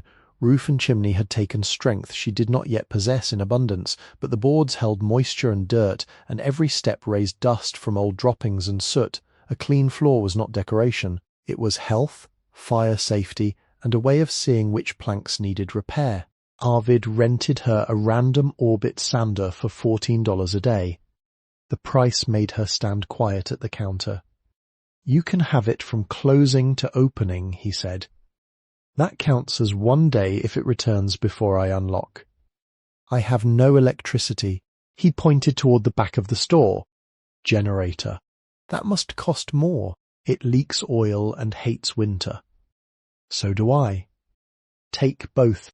The generator rode to the forge in the back of Arvid's nephew's truck, along with the sander, a coil of extension cord, sandpaper discs, ear protection with cracked foam, and a lecture written by Arvid but delivered by the nephew in a monotone. Keep the generator outside, never in the doorway. Check oil every 2 hours.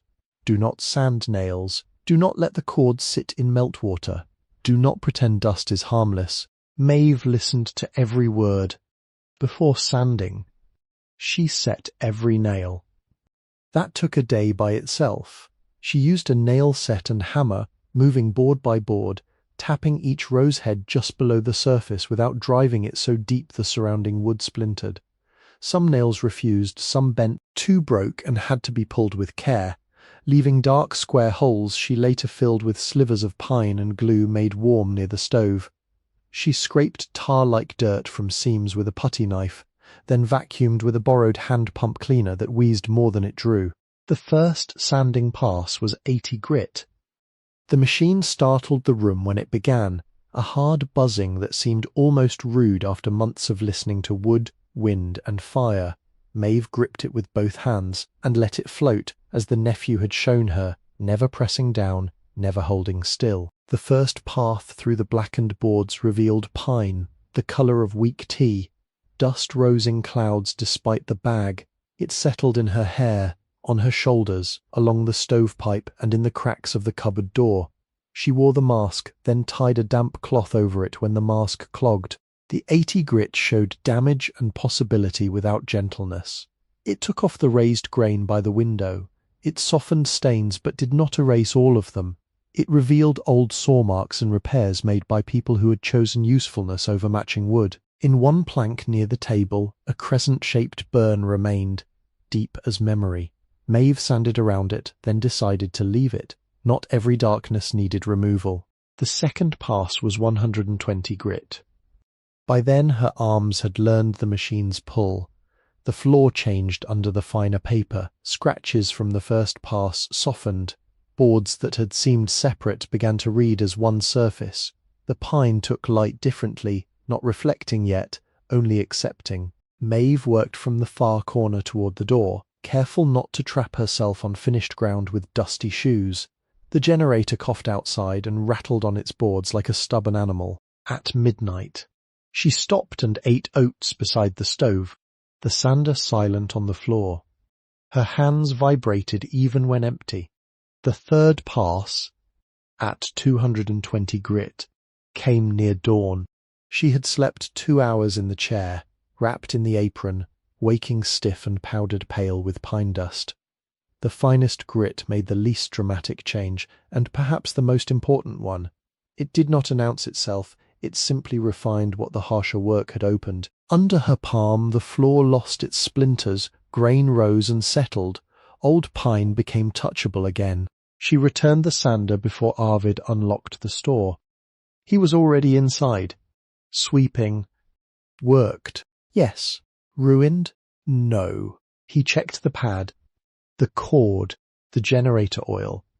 The discs used. The discs not used. Then he looked at her face and took a rag from under the counter.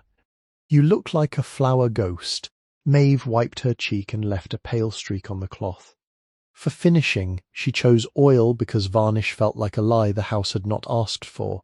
Arvid sold her tung oil cut with mineral spirits for the first coat and boiled linseed oil for later blending, with warnings about rags combusting if left piled. He repeated that warning twice. She repeated it back. Used rags went outside, spread flat on a wire fence until dry, then into a metal tin. The first coat sank into the floor almost as if the wood drank. Dark honey appeared within minutes. Pale boards deepened. Stains turned less like neglect and more like age. Near the stove the pine went amber-brown. Along the path to the back room, where generations of boots must have carried copper dust, the boards warmed toward mahogany. Maeve knelt with a cloth and worked oil into seams, wiping off excess after half an hour, leaving no puddle to turn sticky. 48 hours cure. That was what the can said, and that was what she gave it. During those 2 days she stepped only on boards laid as temporary paths and spent most of her time in the work bay, sorting copper and cleaning tools. The front room smelled of oil, pine, smoke and winter sun. The surface dulled as it cured, then took the second coat more slowly. The third coat, thinner, she applied with such care that the cloth moved almost like a hand over an animal's back. There was one bad morning. It came after the second coat, though nothing particular had gone wrong. The roof held, the chimney drew, the floor was becoming beautiful in the restrained way. Useful things become beautiful when allowed to be sound, yet Maeve woke with her body refusing its own commands. Her arms lay heavy. Her knees ached, the thought of water from the well, firewood, accounts, letters, roof edges, debt, hidden coins, and the next necessary repair gathered over her like snow on a failing beam. She sat up, then did not stand. For an hour, she watched the stove go from red to grey. Then she put on her coat and walked to the marsh. The marsh lay beyond the well, where snow had crusted over sedge and low willow. A narrow channel remained open where moving water resisted ice, black and exact under the pale sky. Maeve found a fallen tamarack trunk and sat there with her hands in her sleeves. A great blue heron stood in the channel. It should have gone south, perhaps, or perhaps it knew more about remaining than she did. It stood with one leg lifted, neck folded, body still enough to be mistaken for a weathered branch. Now and then it moved its head with painful slowness and placed its foot into the water without a ripple large enough to brag about. Maeve stayed there until cold entered through her skirt. She did no work that day. No sanding. No oiling. No cleaning. No counting. No planning. She returned at dusk, fed the stove, ate what remained of the oats, and slept on the floor she had made smooth enough to receive her. The next morning, the work was still there. It had not multiplied because she had laid one day down beside the marsh and left it untouched. The forge had been waiting. February brought a different kind of light, sharper at noon and less blue in the late afternoon. And with it came the windows. There were 8 in all. 3 had no glass. 4 were cracked, starred, or missing corners. 1, in the east wall of the front room, still held its original wavy pane, thin and imperfect, with bubbles and faint lines that bent the yard outside into another century. Arvid dated it by sight and then by silence. Do not replace that one. I was not going to. Good. It rattles. Make it stop without making it new. He sold her DAP 33 glazing putty, a glazier's point driver with 1 spring missing, a handful of points wrapped in paper, 2 panes of salvaged glass from a porch door, and 1 new pane cut to size because no salvaged piece could be made to fit the north sash without waste. He also gave her a coil of 1/4-inch cotton sash cord and made her demonstrate a figure-8 knot before he would let her leave with it. Counterweights drop. They break toes, he said. I will tie them twice. Tie them once correctly. The windows came apart reluctantly. Paint had sealed some sashes shut for decades. Others were held in place only by habit. Maeve scored paint lines with the knife, worked a putty knife along the stops and labelled each piece of trim in pencil before removing it. Front east upper sash, north lower stop, back room west parting bead. She had learned from the roof that a person who believed she would remember every piece was already preparing to lose one. Old putty had hardened to stone in places and softened to paste in others. She removed it with the putty knife, warming the worst sections near the stove, but never enough to crack the glass. Points came out rusted, bent, or not at all. Broken panes were eased from their rabbets and wrapped in newspaper before going into the glass tin. She cleaned the wood with a brush, scraped rot from corners and painted bare rabbets with linseed oil so the new putty would not dry too fast and fail. The DAP 33 was stiff from cold. She kept the can near the stove until it softened, then worked a lump in her hands until it yielded. The putty smelled faintly of oil and chalk. Arvid had shown her the motion on a scrap sash bed first. Glass pressed gently, points set without forcing. Then finish putty drawn in a smooth bevel from glass to wood with the knife held at a steady angle. Too shallow and water would sit, too steep and it would crack. The line needed to shed rain without calling attention to itself. Maeve's first bevel was ugly. She scraped it out and did it again. The second was better.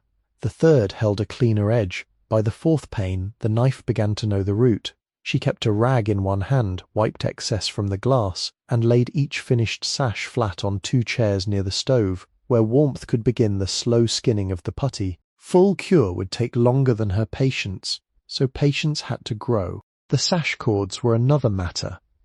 The front room windows had counterweights hidden in pockets behind the trim, iron cylinders dark with dust. One cord had snapped long before leaving the lower sash dead in its frame. Maeve opened the pocket cover and reached in carefully, expecting spiders, finding instead a packed mass of dust, 1 acorn and the lost weight sitting at the bottom like a sunken tool. She tied the new 1/4-inch cotton cord to the weight with a figure-8 knot, dressed tight, then ran it over the pulley and into the side groove of the sash. The first time she tested it, the sash rose 6 inches and held, not smoothly, not elegantly, but held. She laughed once, not loudly, and immediately looked around as if the room might object to sudden sound. It did not. The original 1788 pane required the most care, though Maeve suspected the sash itself had been repaired more than once since then.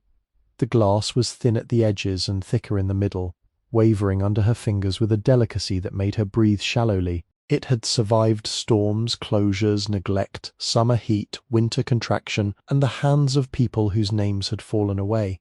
She did not remove it from the sash. Instead she repaired around it, cleaned the loose putty with a sharpened stick, set new points only where old ones had failed, and pressed fresh glazing into gaps no wider than a matchstick. Outside that window, the yard bent softly. The struck walnut leaned in 2 directions at once. The lane seemed farther away than it was. When Maeve looked through the wavy glass, the world did not become false. It became handmade. The last window was in the work bay, beneath the patched roof. By then her fingers were nicked from glass and dry from putty. A white line of glazing compound had settled under one fingernail and would not wash out. The back room had become brighter with each repair, not cheerful but less hidden. Light entered where feed sacks had been. The forge hood showed its black shape clearly. The oak stump stood quiet in the centre. The cedar disc replaced but no longer secret to her. She fitted the last salvaged pane near mid-afternoon. The wind outside had fallen. February sun lay weak on the snow, and meltwater ticked from the eaves in a slow, irregular rhythm. Maeve pressed the final glazier's points, rolled putty between her palms, and drew the bevel in one continuous line along the lower edge. The knife slid cleanly. She stopped at the corner, lifted away, and wiped the blade on the rag. A chickadee landed on the walnut branch outside the newly repaired window. It was so close she could see the black cap, the bright bead eye, the tiny claws closed around the twig. The bird tilted its head once, then again inspecting the room through glass that had been absent for years. Maeve did not move. The chickadee fluffed itself against the cold, struck the branch lightly with its feet, and flew off toward the lane. Maeve stood with the putty knife in one hand and the rag in the other, watching the empty branch settle back into stillness. The window held. By late February, the walls began to show what the roof and chimney had done for them. Water no longer came down in patient lines. Smoke no longer found its way into cracks and corners. The front room, though still plain and spare, had begun drying from the inside out, and as it dried, the damaged plaster declared itself. 3 patches near the chimney failed first, not all at once. A grain here, a crescent there, then a hollow sound beneath Maeve's knuckles when she tapped beside the stove. She had been ignoring those sounds. There was only so much a person could hear in one winter without becoming thin from listening. But the house had waited through worse than fatigue, and the plaster had held longer than any fair person could have asked. The wall was old horsehair plaster on hand-split oak lath, original in most places, laid by a worker who had known how to throw mud between narrow strips and make it key behind them. When Maeve cut away the failed areas, she found the plaster clinging in thick ridges behind the lath, curled like fingers around wood darkened with age. Some keys had broken where chimney damp had entered. In 3 places, the plaster had separated enough to move under pressure. She drew pencil lines around what had to go and made the cuts wider than Pride preferred. Arvid came to see it after she described the damage badly. He stood with his hat in one hand, looking at the exposed lath. He did not touch the wall at first. Then he ran one finger along the hair visible in the broken plaster edge. Horsehair, yes. Do not patch that with gypsum from a paper sack. I thought so. Thinking so saves only the first mistake. He brought, 2 days later, a stained burlap bag from the back of his store. It had been folded on a shelf so long that dust had made a second cloth over it. From the 1950s, he said. Horsehair. My father kept it for plaster repairs and then never threw it out because his father had not thrown it out. Maeve opened the bag. Inside was clean hair, coarse and tan and black, with a smell of dust, barn and time. The mix required lime mortar, sand, hair and patience for the scratch coat. She used 1 part lime to 2½ parts sand, chopped horsehair worked through by hand until strands spread evenly and did not gather in clumps. Arvid made her mix dry first, then add water slowly. A wet plasterer made weak walls, he said. The material had to cling to the hawk and yield to the trowel, not slide down like regret. She dampened the lath with a brush so it would not steal water too quickly. Then she pressed the scratch coat through the openings, forcing it between strips until it mushroomed behind and formed keys. Her wrists ached from the upward pressure. When the surface had firmed but not hardened, she scored it in shallow horizontal lines with a scrap comb so the next coat would have tooth. The room smelled of lime, wet sand, old wood, and the faint animal sweetness of the hair. The brown coat came after the scratch had taken hold. 3/8 of an inch, no more, because thick patches crack when asked to dry unevenly beside old work. She built the surface slowly, bringing the hollow back to the level of the surrounding wall, checking with a straight board held across the patch. The board rocked at first. She shaved high spots, filled low, waited, looked again. A wall taught patience differently than copper. Metal answered with sound. Plaster answered by sagging when one had lied to oneself. The brown coat rested 72 hours. Maeve wrote the time on the edge of a newspaper and placed it on the table.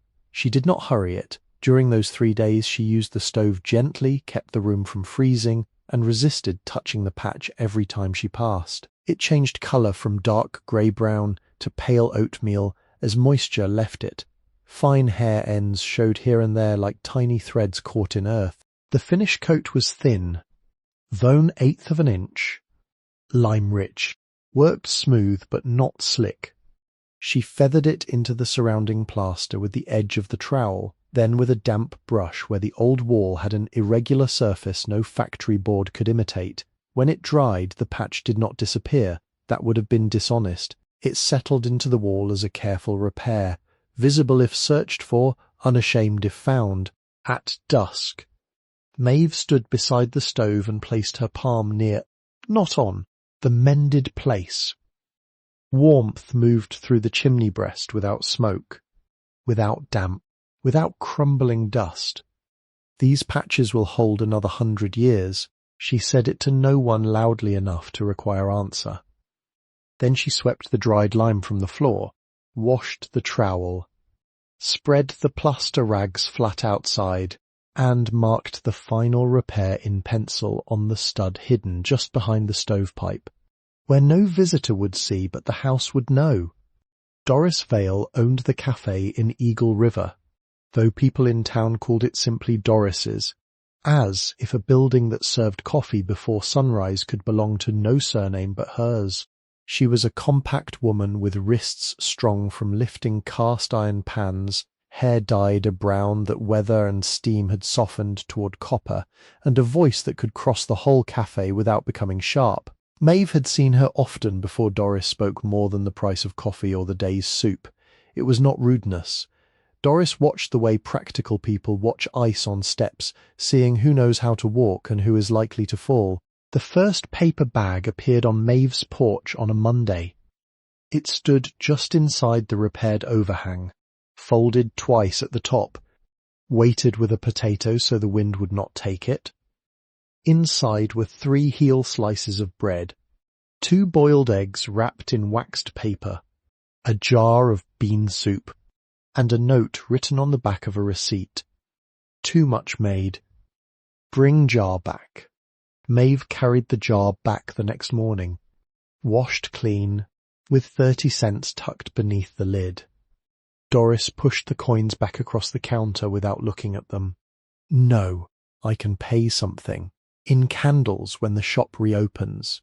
Maeve looked toward the coffee urn, because looking directly at kindness could make it harder to stand. I do not make candles. You have time to learn or trade with somebody who does. That may take a while. Doris lifted the pot and moved down the counter. I have waited longer for worse. After that, the bags came irregularly, which made them easier to accept. Not every day, not on a schedule that turned help into humiliation. Sometimes bread, sometimes potato soup, once a folded square of spice cake hard at the edge but fragrant with cloves. Doris never handed them to her in the cafe. They appeared on the porch or were left at Arvid's with Maeve's name written small near the fold. Maeve returned jars, tins, and paper bags flattened carefully. She never left money again. Instead, when a stool leg in the cafe loosened, she repaired the bracket with screws from Arvid's bargain tin. When Doris's kettle handle cracked, Maeve wrapped it in copper wire from the forge and peened the ends flat. Doris examined the repair, set the kettle back on the stove, and said nothing for so long that Maeve thought she had failed. Then Doris said, "That will do." It was high praise in that room. Caleb March arrived by Schwinn bicycle when the snowbanks still stood higher than the ditches. The bicycle was red beneath rust, with chrome fenders, a torn black seat, and playing cards clipped to the rear spokes with clothespins, though the cards were too damp to make much sound. Caleb was 15, perhaps 16, long-limbed and narrow, with hair falling into his eyes and ears reddened by wind. He wore a jacket too thin for the weather, and carried a splitting maul across his handlebars, like a knight who had chosen a poor horse and an honest weapon. Maeve found him beside the woodpile, studying the rounds she had dragged from fallen limbs and deadfall. "You lost?" she asked. "No." Ma'am. "Do I know you?" "No." "Ma'am." He set down the bicycle and lifted the maul. My mother said, "About your grandfather." Maeve did not ask his mother's name at once. Some doors opened better, if not pulled hard. What did she say? That he fixed our stovepipe once and took bread for pay. That sounds like him. Heard you needed wood split. I need many things. Yes. Ma'am. He began without waiting for permission, setting a round upright on the chopping block, and bringing the maul down with a force that looked careless until Maeve saw he struck the check each time. The wood split clean. He worked in silence for 40 minutes, breath white, gloves patched at the thumbs. When she brought him water, he drank, nodded, and went back to splitting. At dusk, a neat stack stood beneath the overhang, bark side up where it could shed snow. Maeve offered him $1. Caleb stepped back as if she had offered to strike him. "No, ma'am." "For your time." "My mother said not. Your mother is generous with your alms." He looked at the stacked wood, then at the ground, and one corner of his mouth moved. "She said you'd say something like that. What is her name?" "Ellen March." Maeve searched the name among the pieces of memory she had inherited from Aemond, found nothing certain, and let that be enough. Caleb returned 2 days later, then again the next week. He split wood, carried water when the path iced, held boards while Maeve set screws, and once climbed a ladder with the rash certainty of youth until Soren, passing by on the road, shouted one word from 50 yards away. Down. Caleb came down. Maeve tried several forms of repayment. Coins failed. Food failed. A knitted scarf Doris had sent for him was accepted only because Maeve said his mother could refuse it later. Finally, she gave him a task no kindness could reject. She taught him how to anneal a small scrap of copper and hammer it around a wooden form without tearing the edge. He ruined the first piece, then the second. The third became a shallow dish no wider than his palm, uneven and proud. He held it as if it contained weather. "Can I show my mother?" "It is yours. I made it ugly. You made it first." He wrapped it in a handkerchief and placed it inside his jacket, closer to his chest and to his pocket. Reverend Boyd did not enter the forge until mud season. Before that, he walked past every morning. He was pastor of a small white church near the county road, a tall man with shoulders rounded by books and winter coats, his black hat brushed but thinning at the brim. He took the same route each day, whether toward town, toward the cemetery, or toward some house where illness had opened a door. The first morning Maeve saw him. He paused at the lane, tipped his hat, and continued. The second morning the same. The third he lifted one gloved hand. By the second week, Maeve had begun to expect the dark shape at the road. He never called out unless she was already near enough for ordinary speech. He never asked whether she had found Jesus, whether she needed charity, whether the county ought to be informed of her living conditions, or whether a young woman alone understood the dangers of stubbornness. He walked. He tipped his hat. Some mornings when he thought she could not hear, he said 4 words as he passed the walnut trees. "Lord, keep this house. Not keep this girl. Not save this soul. This house." The difference mattered. One morning after freezing rain, Maeve found a jar of lamp oil on the porch with a church pantry label scraped partly away. Another day a stack of old newspapers appeared, tied tight with twine, useful for starting fires and covering wet floors. She knew better than to chase him down with thanks. Gratitude, like prayer, did not always need to be placed in someone's hand. In March, when he finally came to the door, he removed his hat before stepping in. "I have a widow in town with a copper coal scuttle split along the seam," he said. "May I bring it by when you are ready?" "I am not ready." He nodded. "I thought not." "May I bring it later?" "Yes." He looked around the room with a gaze that took in repairs without inventorying them. The floor, the patched plaster, the stove, the windows, the back doorway where light now passed cleanly through glass. He did not praise the work. Praise might have made it feel finished. At the threshold, he put his hat back on. "Lord, keep this house," he said. This time while she could hear, Maeve stood with one hand on the door and answered in the only way that felt exact, and the road passed it. He nodded once and went down the lane. Maeve postponed the cellar until February 11th. She wrote the date in the margin of her repair list because postponement without a date could become avoidance, and avoidance could dress itself up as prudence. There had been reasons, good ones, the roof first, because snow falls downward, the chimney next, because smoke is a patient killer. Floors, windows, plaster, food, debt, woodpile, legal papers locked in a tin beneath the bed frame. Each had stood in line before the cellar door. Still, she had known it was there. The door lay beneath the workbench in the back room, almost invisible under old boards and a canvas tarp stiff with dust. The ring pull was iron, sunk into a square trap. When she cleared the surface, the wood around it showed less rot than expected, perhaps protected by the workbench overhead. She tested the floor around the trap door with the pry bar, solid enough. Then she lifted. Cold came up first. Not the living cold of wind, but earth cold, mineral and stored. The smell followed, fieldstone, damp clay, old roots, and a faint sweetness of apples long absent from any crate. Maeve set the flashlight on the floor, angled downward, and saw 7 granite steps descending into dark. The steps were narrow, worn in the centres, each one cut from stone, too heavy to imagine moving without several men and a purpose older than convenience. She did not descend at once. She propped the trapdoor open with a board, tied a rope around a roof post and then around her waist, and set a candle in a jar near the opening to watch the flame.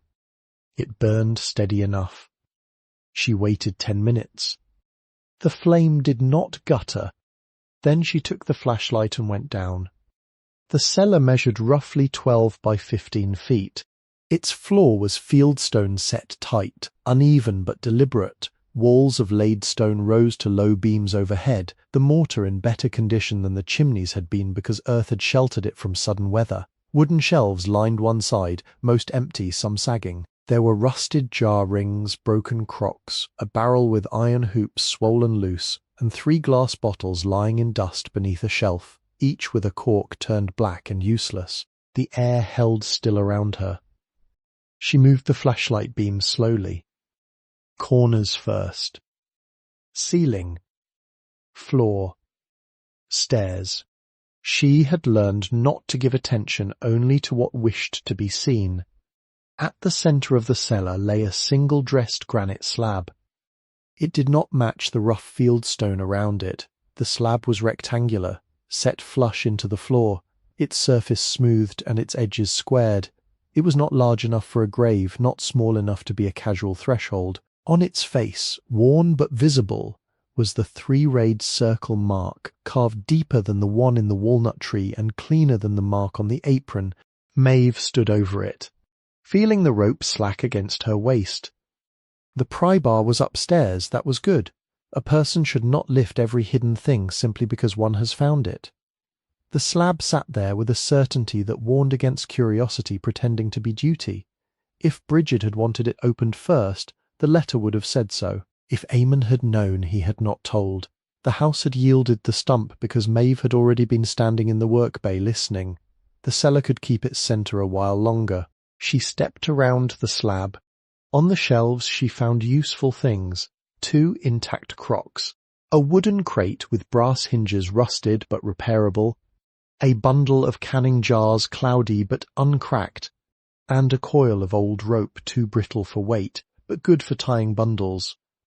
She carried nothing up on the first visit. First visits were for seeing. On the way back up, her shoulder brushed the stair wall, and a small sound answered. Not from below. From the stairs themselves. Maeve stopped on the 4th step and directed the flashlight downward. The 3rd step from the top sat slightly proud at one end. Beneath its overhang, wedged so deeply into shadow that dust had made it part of the stair, was a small oak box. She had touched the step twice while descending and missed it. Coming upward, the angle changed. The box resisted. She worked it free with the narrow end of the flashlight. Then with her fingers, dust fell onto her sleeve. The box slid out suddenly and struck the 2nd step with a hollow knock. It was no larger than a cigar box made of oak darkened by age, with tiny dovetails at the corners and a brass latch green at the edges. Upstairs. In the front room, she set it on the table beside the tin. This one opened easily. Inside lay a brass key and a tintype photograph wrapped in cloth. The key was not large, but it had been made with care. Its bow was shaped like the three-rayed circle mark. The rays worked in simple lines, the circle open enough for a cord. The shaft was plain, the bit narrow and offset. It did not match any modern lock in the house. Maeve turned it in her palm. Brass, not iron. Warm in colour, even under winter light. The tintype was darker than the room, and she had to angle it toward the window before the image settled. A young woman stood in front of the forge. This forge. Not repaired, not decayed, but whole, the roof straight, the sign bright, the windows clean. Behind her, the walnut trees stood slimmer. Their branches lifted into summer leaves. She wore a long skirt, a fitted bodice, and a work apron dark at the front. In one hand she held a planishing hammer. In the other, a copper vessel half raised, its rim unfinished. Her face made Maeve set the photograph down. Not because it was identical. No face travels that cleanly through generations, but the bones were familiar. The set of the mouth when not smiling. The brow. The distance between eye and cheek. The patient steadiness of a person looking at a camera she did not intend to flatter. Maeve lifted it again. On the back, written in white ink over a dark ground, were the words, Maeve Rourke, daughter of Brigid, age 25, summer of 1903, Maeve, the daughter who had gone south, the one whose child might someday read the letter. The photograph had waited under a stare, not in the stump. A different message. Not wealth. Recognition. Maeve placed the tintype beside Brigid's letter and set the brass key on the mantel above the stove.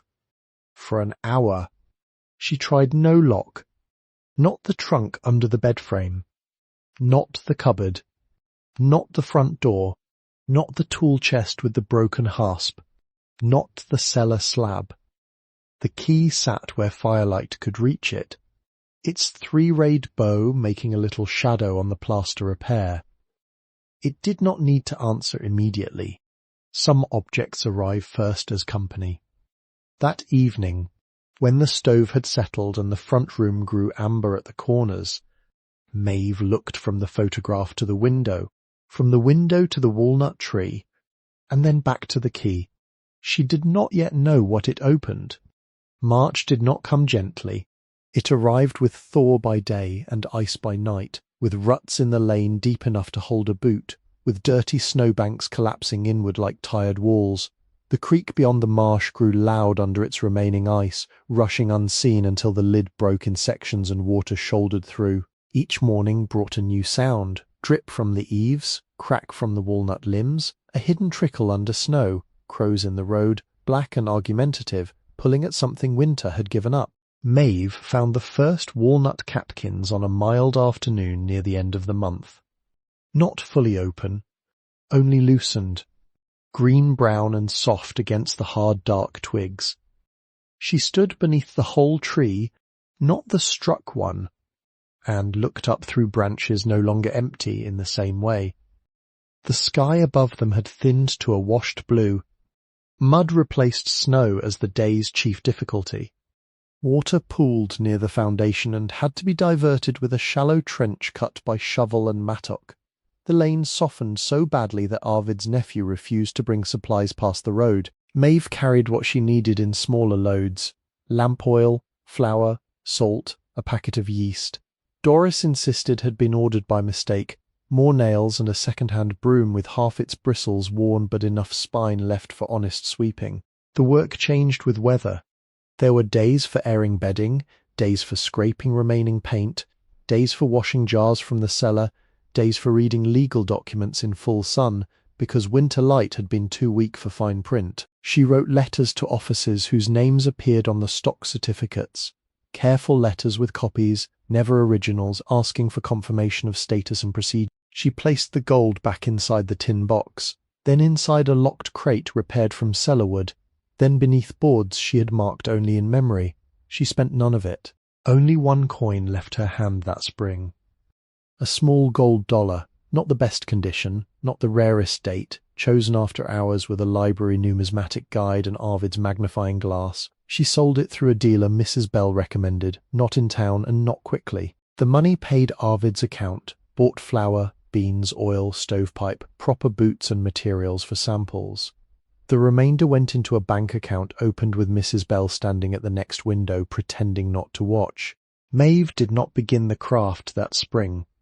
The decision took longer than the saying of it. Every repaired window, every warmed board, every cleaned tool seemed to lean toward the work bay and ask when the first true vessel would rise. The copper sheets waited in oilcloth. The planishing hammer waited near the stump. Brigid's instructions waited folded beside Eamon's copied pages. Even Caleb, returning with wood and adolescent restlessness, asked when she would make something large enough to sell. Not this spring, Maeve said. Why not? Because I can still hear wanting louder than skill. He considered that with the suspicion of youth. I don't know what that means. It means I will practice on scraps until the metal stops correcting me so often. He grinned at that, then hid it by lifting them all.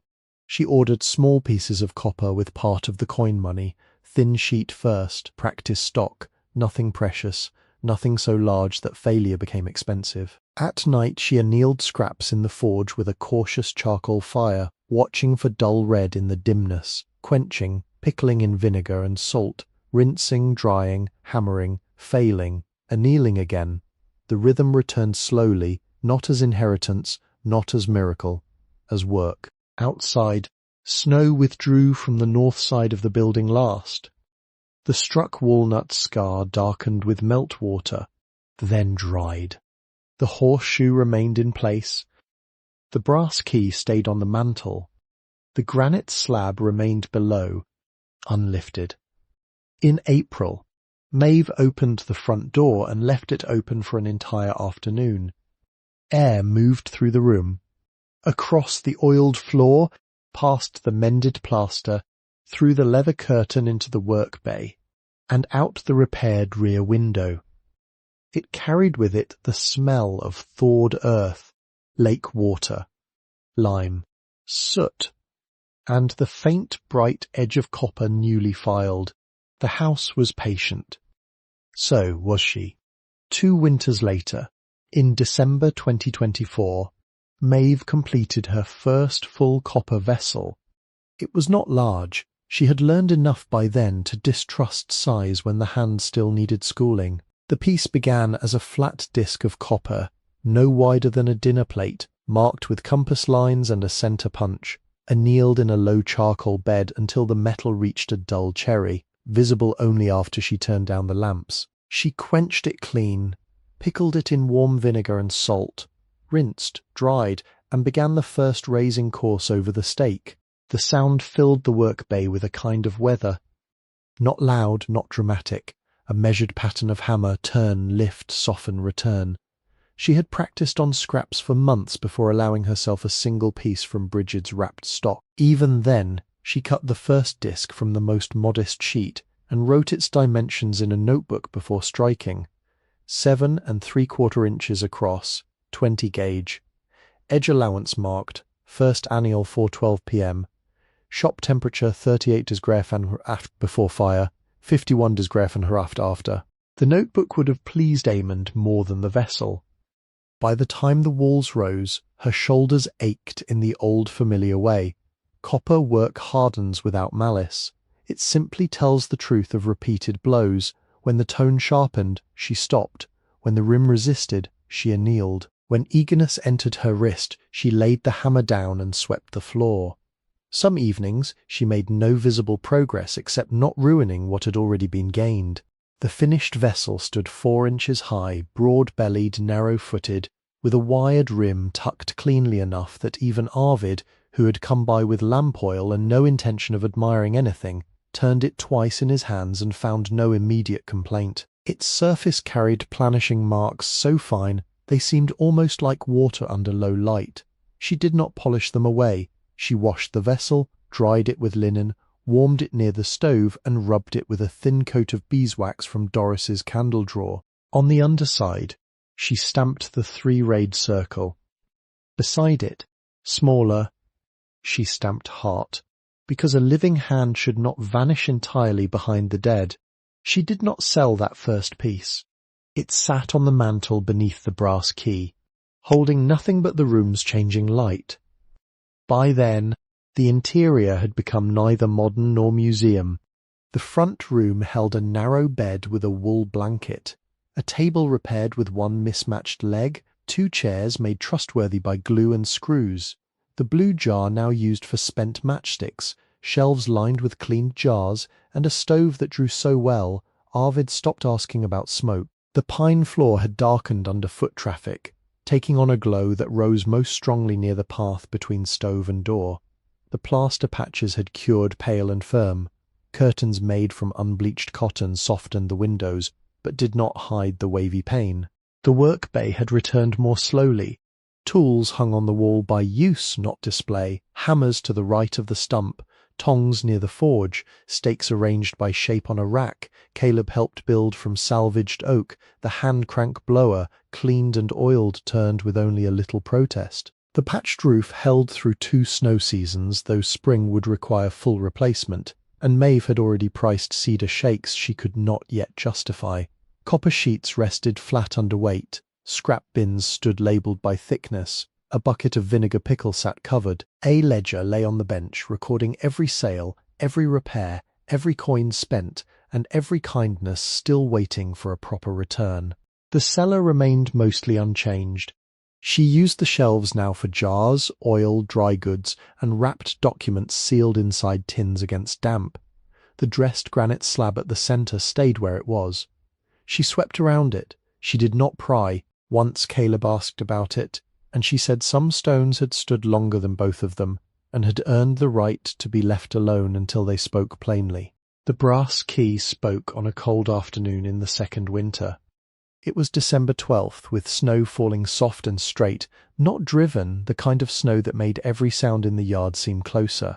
Maeve had gone out to bring in wood when she noticed the struck walnut scar had opened slightly with the freeze. Not broken, opened. A narrow line had appeared beside the horseshoe, dark against pale old wood. She set the wood down. The horseshoe, still held by square nails, had rusted deeper but remained firm. Beneath it, the carved craft mark had grown around its own wound. Maeve touched the scar and felt, under bark and weather, the edge of something not tree. She went inside and took the brass key from the mantel. The key had stayed there for nearly 2 years, gathering dust, firelight, and unanswered purpose. Its 3-rayed bow fit her hand now like a familiar handle. She returned to the walnut, brushed snow from the carved mark, and found what she had missed in all seasons before, a brass plate set into the fold of the lightning scar, nearly covered by living wood and old stain. At its centre was a keyhole no wider than a fingernail. The key entered reluctantly. She did not force it. She breathed on the lock, warmed the brass between her palms, and tried again. This time it slid in fully. When she turned it, something inside the tree clicked with a sound so small it might have been a twig breaking under snow. A narrow panel loosened. Not bark alone, but bark fastened to a fitted wooden door, the outer face shaped and scarred to match the trunk. Maeve eased it open. Inside the hollow, protected by a copper-lined box built into the walnut long before the lightning strike widened its wound, lay a folded flag and an oilcloth packet. The flag came first. She carried it inside before unfolding it, because cloth that has waited in cold should not be handled with impatient fingers. On the table, under lamplight, she opened it carefully. 48 stars, cotton, edges frayed in 2 places but intact. It smelled faintly of cedar, metal, and the dry interior of the tree. The packet held a note in Brigid's hand, shorter than the first letter and dated September 28th, 1918. To the one who finds the key. This flag was sent with Alden's things when the army could not send him. I could not bear to keep it in the house where his chair stood empty, and I could not bear to bury it where weather would take it without witness. Seamus was already gone. Emrys Mare newly married and too young to be made custodian of all our grief, so I placed it in the walnut that Alden climbed as a boy, and lined the hollow with copper from his father's scrap. If the tree keeps standing, let it keep him until someone steadier than I can decide what honour requires. He served with the 32nd Division and was lost in the Meuse Argonne. I have no grave to tend. If some day there is a hand in this house able to carry his name without breaking, take the medal and the flag where soldiers are remembered. Do not make a spectacle. A folded flag is not a theatre. It is a weight. B.A.R. Maeve read the note once, then placed her hand flat beside it. The flag remained open on the table until the stove warmed the room fully. Then she folded it as well as she knew how, not with military precision because no one had taught her, but with exact care and clean hands. She wrapped it in cotton and placed it beside the medal, which still held the little tag, Alden Rourke, returned without owner, on November 11th, 2025. She took both to Lakeview Cemetery in Calumet. The date mattered. Veterans' Day had once been Armistice Day, and the year 1918 had not released its dead simply because calendars learned new names. She chose Calumet because records had shown Alden's memorial marker there, a small stone set near relatives whose bodies had returned by more ordinary means. The morning was cold, with frost silvering the grass, and the cemetery trees bare against a pale sky. Reverend Boyd drove, not because Maeve could not, but because he had asked once and she had allowed it. He did not pray loudly at the grave. He stood with his hat in both hands while Maeve placed the medal, still wrapped in cotton, on the stone long enough for the name to share the light. The flag remained folded in her arms. She did not leave it there for weather. She had learned the difference between honouring and abandoning. "Lord, keep his rest," Reverend Boyd said. 5 words, because the occasion had widened even his habit. Maeve touched the stone once with 2 fingers. Then she wrapped the medal again and carried both home. Not as possessions, but as charges. The money had changed less than outsiders would have expected. Had outsiders known enough to expect anything? 3 coins had been spent by then. The first, the small gold dollar, had paid debt and winter necessities. The second, a common half-eagle with enough wear to ease her conscience, had funded the full roof replacement the following spring, including cedar shakes, copper flashing around the chimney, and proper gutters that carried water away from the foundation into stone splash beds. The third had paid legal fees to confirm the cooperative shares, transfer dormant records, and establish a modest trust that could not be easily raided by any future hand eager for quick cash. A 4th coin was set aside but not yet spent. It lay in an envelope marked apprentices, though Maeve had not decided whether that meant Caleb, some future girl with careful hands, or a person not yet born. The rest remained sealed. Not in the Stump, that hiding place had done its duty. The gold, documents and stock records now rested in a bank box and in legal custody arranged with Mrs. Bell's help before the clerk retired. But inside the forge, beneath the floor near the bed frame, Maeve kept the 47 cents, 2 barber quarters, 1 dime, 1 worn half-dime, and 2 Indian head cents. She kept them because exactness should remain in the house, and because small amounts often told the truth better than large ones. On a folded page inside the tin, she wrote, "For the next one, not the nearest one." The shop reopened without a sign at first. Doris made that happen in the same way she made soup appear on porches, by acting before anyone could make gratitude complicated. On the cafe corkboard between a snowmobile club notice and a church rummage sale, she pinned an index card written in Maeve's hand. Copper repairs, taken quietly. Kettles, scuttles, lamps, small vessels. Rourke Copper Works. Ask counter. The first repair was the widow's coal scuttle Reverend Boyd had mentioned, split along one seam and dented near the handle. Maeve cleaned it, annealed the stressed area, planished the dent slowly over a sandbag, resoldered the seam and reinforced the handle rivets. She charged less than the work deserved and more than embarrassment preferred. Doris said nothing when she saw the price. Arvid, when he heard it, said she was learning, which meant neither approval nor correction in full. The second repair came from a fisherman with a copper lantern reflector. The third from the Historical Society, which had a wash boiler too damaged for display and too meaningful to discard. Then a woman from Houghton mailed a saucepan whose bottom had bulged. Then a man from Wisconsin wrote because his grandmother had left him a copper kettle, and he wanted it made usable, not polished for a shelf. Maeve kept a mailing list in a school composition book. By the second winter, it held 43 names. Some wanted repairs, some wanted notice if she ever made vessels for sale. Some wrote only to say their own grandfathers had worked copper or iron or boats or timber, and they were glad someone still knew how to strike a thing without pretending it had been made by machine. Maeve answered slowly, in plain language, never promising speed. Her hands could only do what hands could do. The list waited beside the ledger, beneath a stone paperweight Caleb had brought from the shore. Caleb had grown taller by then, though not more graceful. He returned that December carrying something wrapped in an army blanket strapped to the back of his old Schwinn. Though the bicycle now had new tyres and no playing cards in the spokes, he came into the work bay stamping snow from his boots, his cheeks red, his hair longer, his shoulders beginning to understand their own width. "My mother said I should bring it before Christmas," he said. "Does your mother still command all weather and timing?" "Mostly." He unwrapped the blanket on the floor. Inside was a wooden sign, hand-carved from a wide board of walnut. The letters were uneven, not careless but human, cut deeply and sanded along the edges. He had darkened the cuts with soot and oil, then rubbed the surface with beeswax until the grain rose warm under the lamplight. "Rourke Copper Works und daughters." Maeve looked at the last word for a long time. Plural. Caleb shifted from one foot to the other. "I know it's not my place.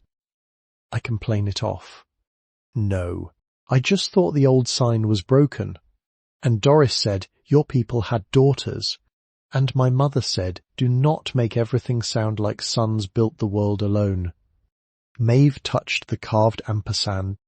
It curved awkwardly, earnestly, trying to be graceful and almost succeeding.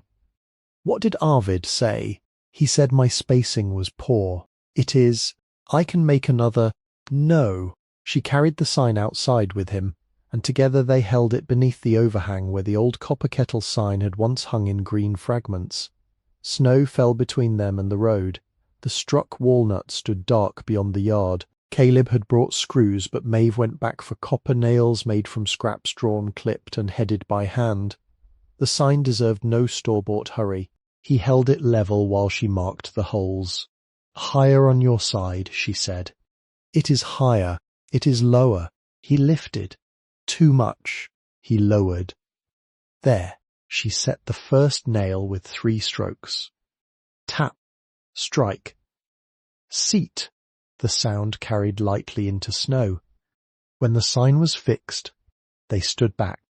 The letters did not shine. They did not announce wealth or triumph or any of the loud things people sometimes mistake for restoration. They simply named what had already begun. Doris saw it the next morning and brought a sack of biscuits to the porch.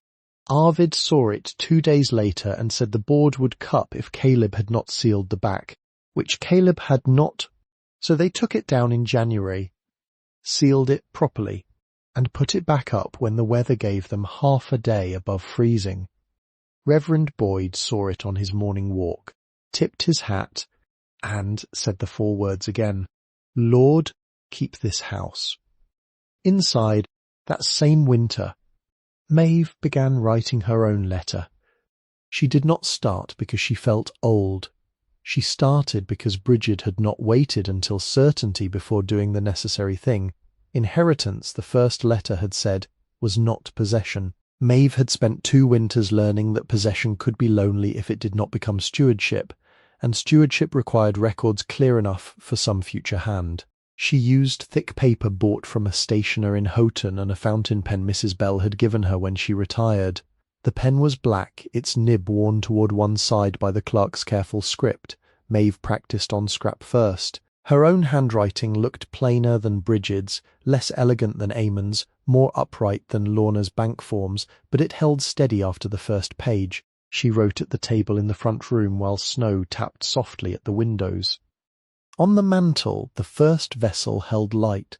The brass key lay beside it, no longer mysterious but not ordinary.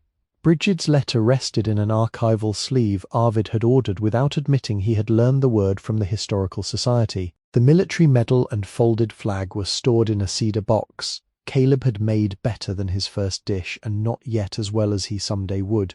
Maeve dipped the pen and began with the only words that could open such a thing. "My dear one, whoever you are." She stopped there for a while. Not because she lacked more to say, but because the first line had to be allowed to settle. The person who would read it might not be born, or might be walking a hard road already, or might have a surname no record expected. Maeve had learned not to narrow welcome too soon. Below the first line, she began making notes. How to check the chimney before lighting any fire, where the well rope was stored in winter, which floorboard near the cupboard still dipped and should be replaced when the next full repair season allowed, how to anneal light copper without overheating the edge, where the legal papers were held, who in town could be trusted with keys, why the 47 cents remained in the house, why the granite slab in the cellar had not been lifted, and why not every silence was an invitation to pry. She wrote the names of those who had set boards across gaps. Harriet Bell, Arvid Niska, Doris Vale, Caleb March, Reverend Boyd, Soren Voss, Dale, whose last name she had never learned, the librarian in Duluth, described by silver hair and crackers because a name had not been given, the old man with hens waiting, likewise unnamed but not unkept. Then she wrote Eamon Rourke, after his name. She put down the sentence he had given her and left space beneath it. Anel. Strike. Listen. And stop before pride ruins the shape. Outside, wind moved through the walnut branches. The sign under the overhang creaked once in its copper nails. Snow gathered on the sill but did not enter. The stove held a bed of coals that would last until morning if damped correctly. The forge had been waiting. It had waited through industry and abandonment, through false signatures and lost ledgers, through war medals returned without their owners, through county folders and demolition schedules, through winters that pressed snow against its damaged roof and summers that let weeds rise around its door. It had waited without being passive. Waiting, in such a place, was not emptiness. It was endurance with its hands folded around a coal. Maeve did not become famous. No newspaper came to photograph her beside the stump. No distant relative arrived to apologize. No courtroom scene returned what had been taken from childhood. Virgil Crowe remained somewhere beyond the story's road, attached to his papers, his neat signatures, his dry calculations, and Maeve did not spend 1 hour of the life she had repaired walking back toward him. Her mother remained a closed door in memory. Some doors could be left closed without hatred holding the knob. The work was smaller than revenge and harder than fortune. A kettle repaired so it could boil water another decade. A roof patched before snow entered. A boy taught to listen before striking. A grave visited on the right day. A cafe jar returned clean. A coin not spent because the next hand mattered. A letter begun before the need for it became urgent. That was the shape her life took. On winter evenings, after orders were wrapped and the stove damped and the work bay swept, Maeve sometimes opened the drawer of the repaired table and took out the first county receipt. The paper had softened at the folds. The ink from the brass stamp had faded from black to brown. $9. Parcel K 1744. Buyer assumes all risk. She kept it, not because it proved ownership. Ownership had become the least interesting part of the matter. She kept it because once, on a morning when the county building smelled of wet boots and old paper, a woman with grey eyes had pressed a seal onto a page and made room in the world for an unlikely claim. In Mrs. Belle's old desk at the clerk's office, long after her retirement, bone of those original bills remained. Maeve learned this by accident when the new clerk called to ask whether she wanted a copy of the disposal file for her records. Inside the folder, behind the deed form and condemnation notice, was a note in Harriet Belle's upright hand. First dollar from Rourke sale. Do not discard. The bill had been placed in the drawer under the brass stamp, flat and careful, as if even money could become a witness when kept for the right reason. Maeve smiled when she read the copy, though no one was there to see it. Then she folded the page, placed it with the others, and returned to the work bay where a copper bowl waited under lamplight for its rim to be made honest. A coppersmith's forge waits. It has always waited,